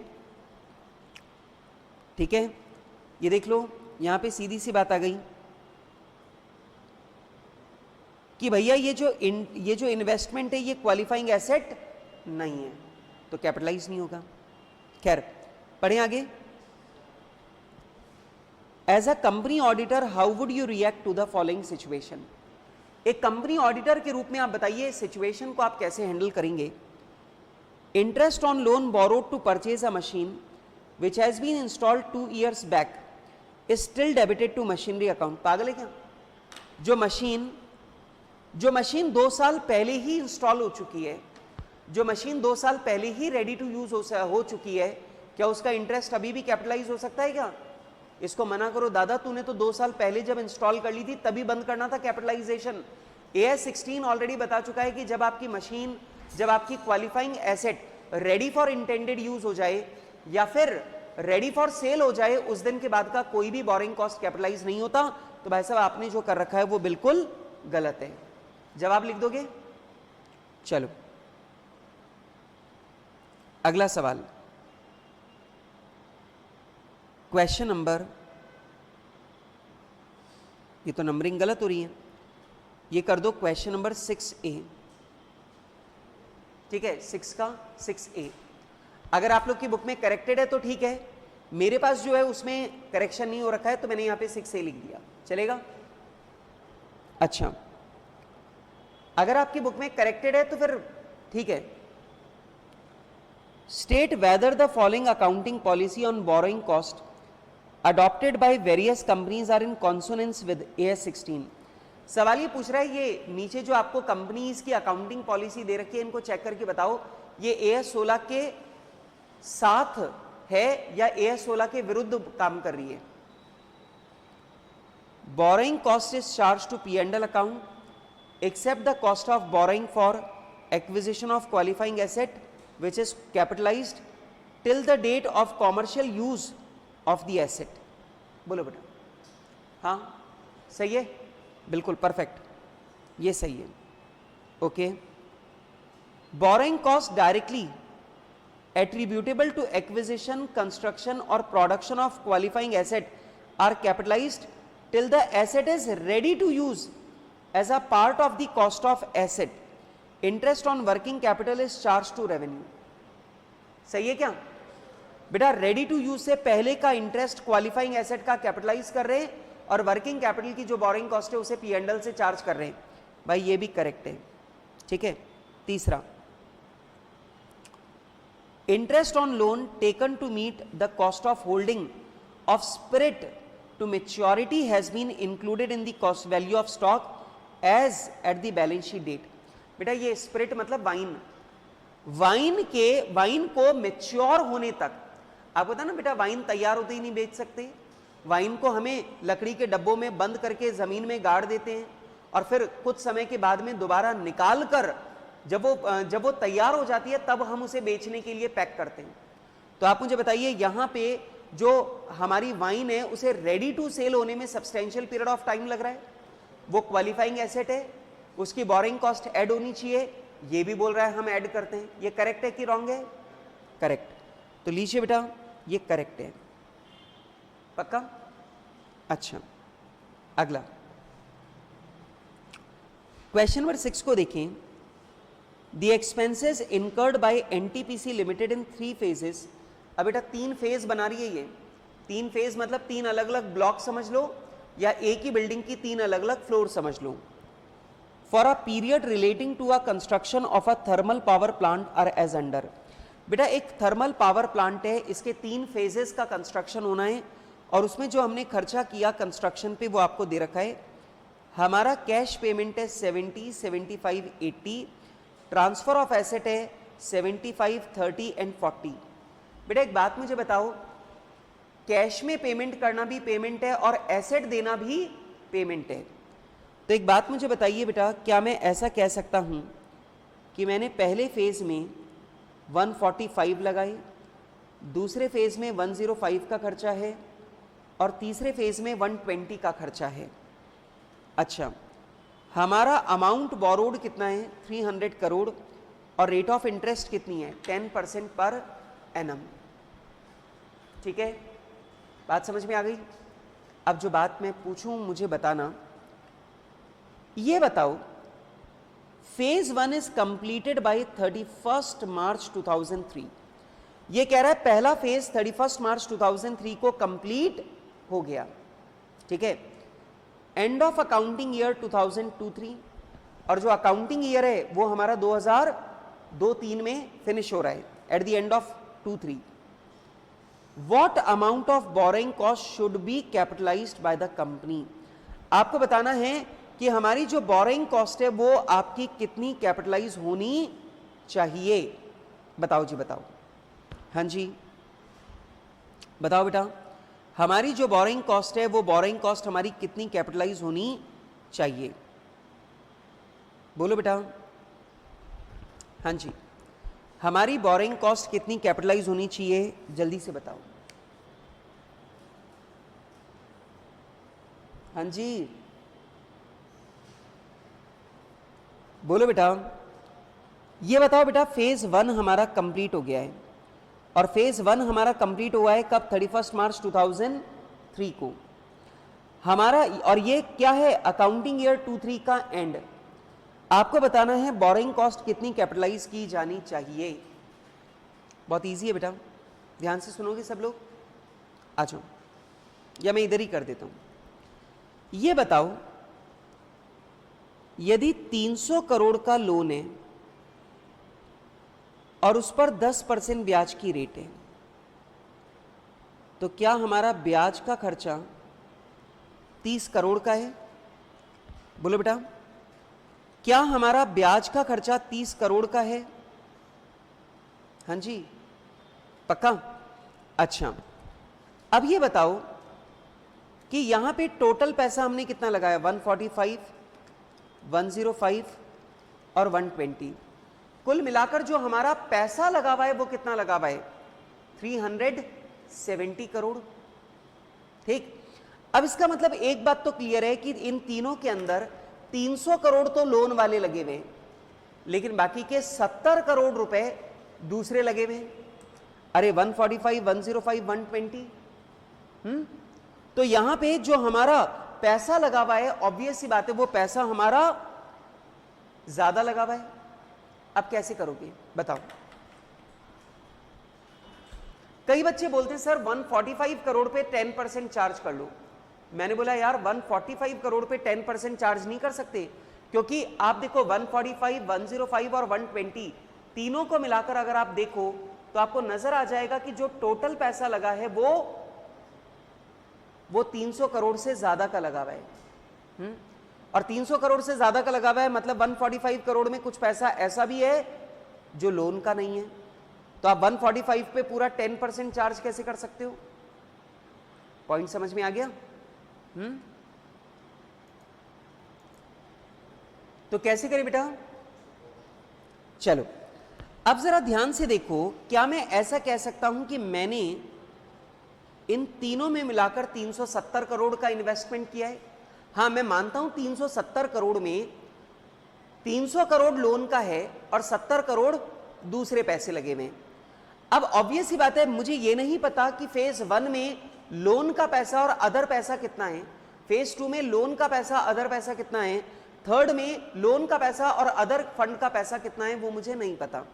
तो मेरे पास एक ही रास्ता है, मैं क्या करूं, मैं कहूंगा सर 30 करोड़ का ब्याज लग रहा है उन एसेट्स पर जिनकी टोटल कॉस्ट 370 करोड़ की है। सर फेज 1 में 145 करोड़ लग रहा है, तो सर आप ये बताइए फेज 1 जो है उसमें कितना इंटरेस्ट चार्ज करूं।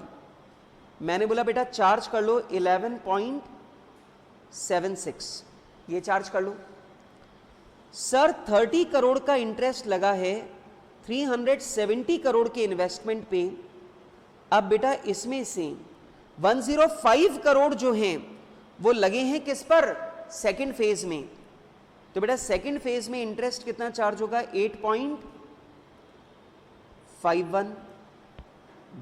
और बेटा फेज 3 में 120 करोड़ लगे हैं, तो 120 करोड़ के लिए 30 करोड़ का इंटरेस्ट लग रहा है 370 करोड़ की एसेट्स पे।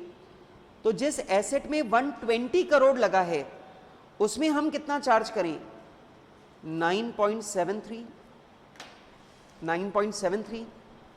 लो बेटा, तो अब यहां पे 3 फेजेस हैं और मेरी बोरिंग का पैसा 3 अलग अलग एसेट्स पे लग रहा है, तो मैंने अपनी बोरिंग कॉस्ट को तीनों में डिवाइड कर लिया।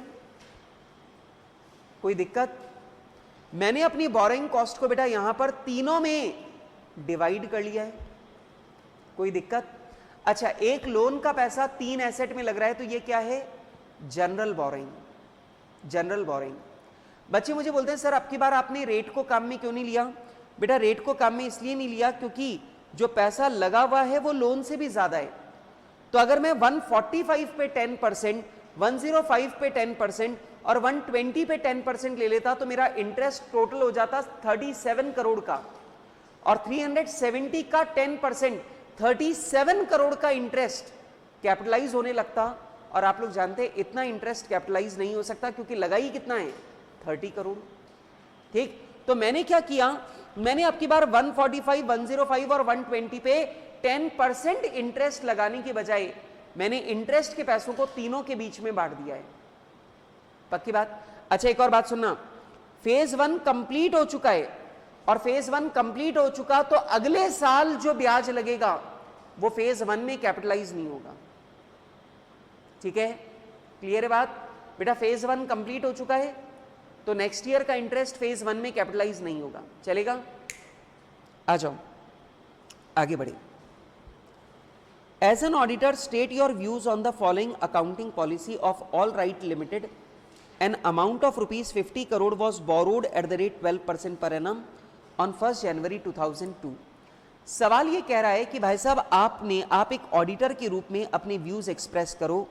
आपने 50 करोड़ रुपए बोरो किए थे 12% ब्याज पर 1 जनवरी 2002 को प्लांट के कंस्ट्रक्शन के लिए। ध्यान से देखो बेटा, ये प्लांट आप कंस्ट्रक्ट कर रहे हो, अगर परचेज कर रहे होते ना तो मैं बोलता भाई ये क्वालिफाइंग एसेट है ही नहीं, क्योंकि परचेज किए हुए प्लांट को तैयार करने में 1 साल या उससे ज्यादा का समय नहीं लगता, लेकिन कंस्ट्रक्शन में तो लग ही सकता है।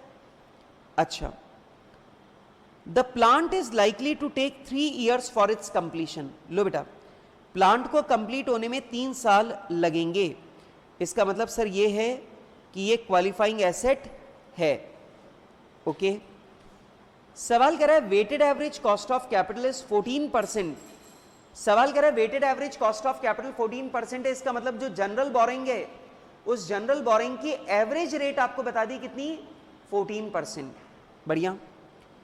N amount of ₹7 crore has been capitalised for the accounting period ended 31 मार्च 2002। 31 मार्च 2002 को आपने 7 करोड़ रुपए का इंटरेस्ट कैपिटलाइज कर दिया। 7 करोड़ का कैसे हुआ बेटा? 50 करोड़ की बोरिंग, उस पे 14% इंटरेस्ट, तो 7 करोड़ हो गया ना, ये कैपिटलाइज हो गया। अब सुनना, अगले साल का जो इंटरेस्ट कैपिटलाइज होगा वो 57 करोड़ पर होगा। 57 करोड़ प्लस सेकेंड ईयर की कॉस्ट। ठीक है, आगे चलते हैं। An income of ₹1 crore derived from temporary parking of surplus fund out of ₹50 crore has been credited to P&L account. भाई ये गलत हो गया।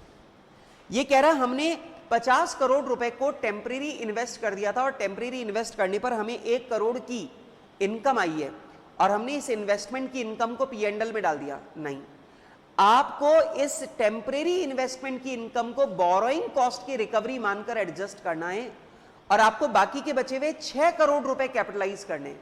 तो बताओ ये अकाउंटिंग ट्रीटमेंट सही है कि गलत है? गलत है।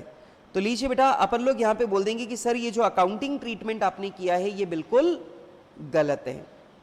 चलो अब आगे मैं देख रहा हूं बेटा, मेरे पास में बहुत सारे सवाल हैं आगे जो मुझे आपके साथ में डिस्कस करने हैं, लेकिन इन सवालों के बीच में मैं देख सकता हूं कि हमारी जो क्लास का टाइम है वो क्लास का टाइम यहां पर खत्म हो गया है और यहां पर मुझे दिखाई दे रहा है कि हमारी क्लास का टाइम पूरी तरह कंप्लीट हो चुका है। तो बेटा ये वाले जो बचे हुए क्वेश्चन है ये हम लोग करेंगे अपनी कल की क्लास में।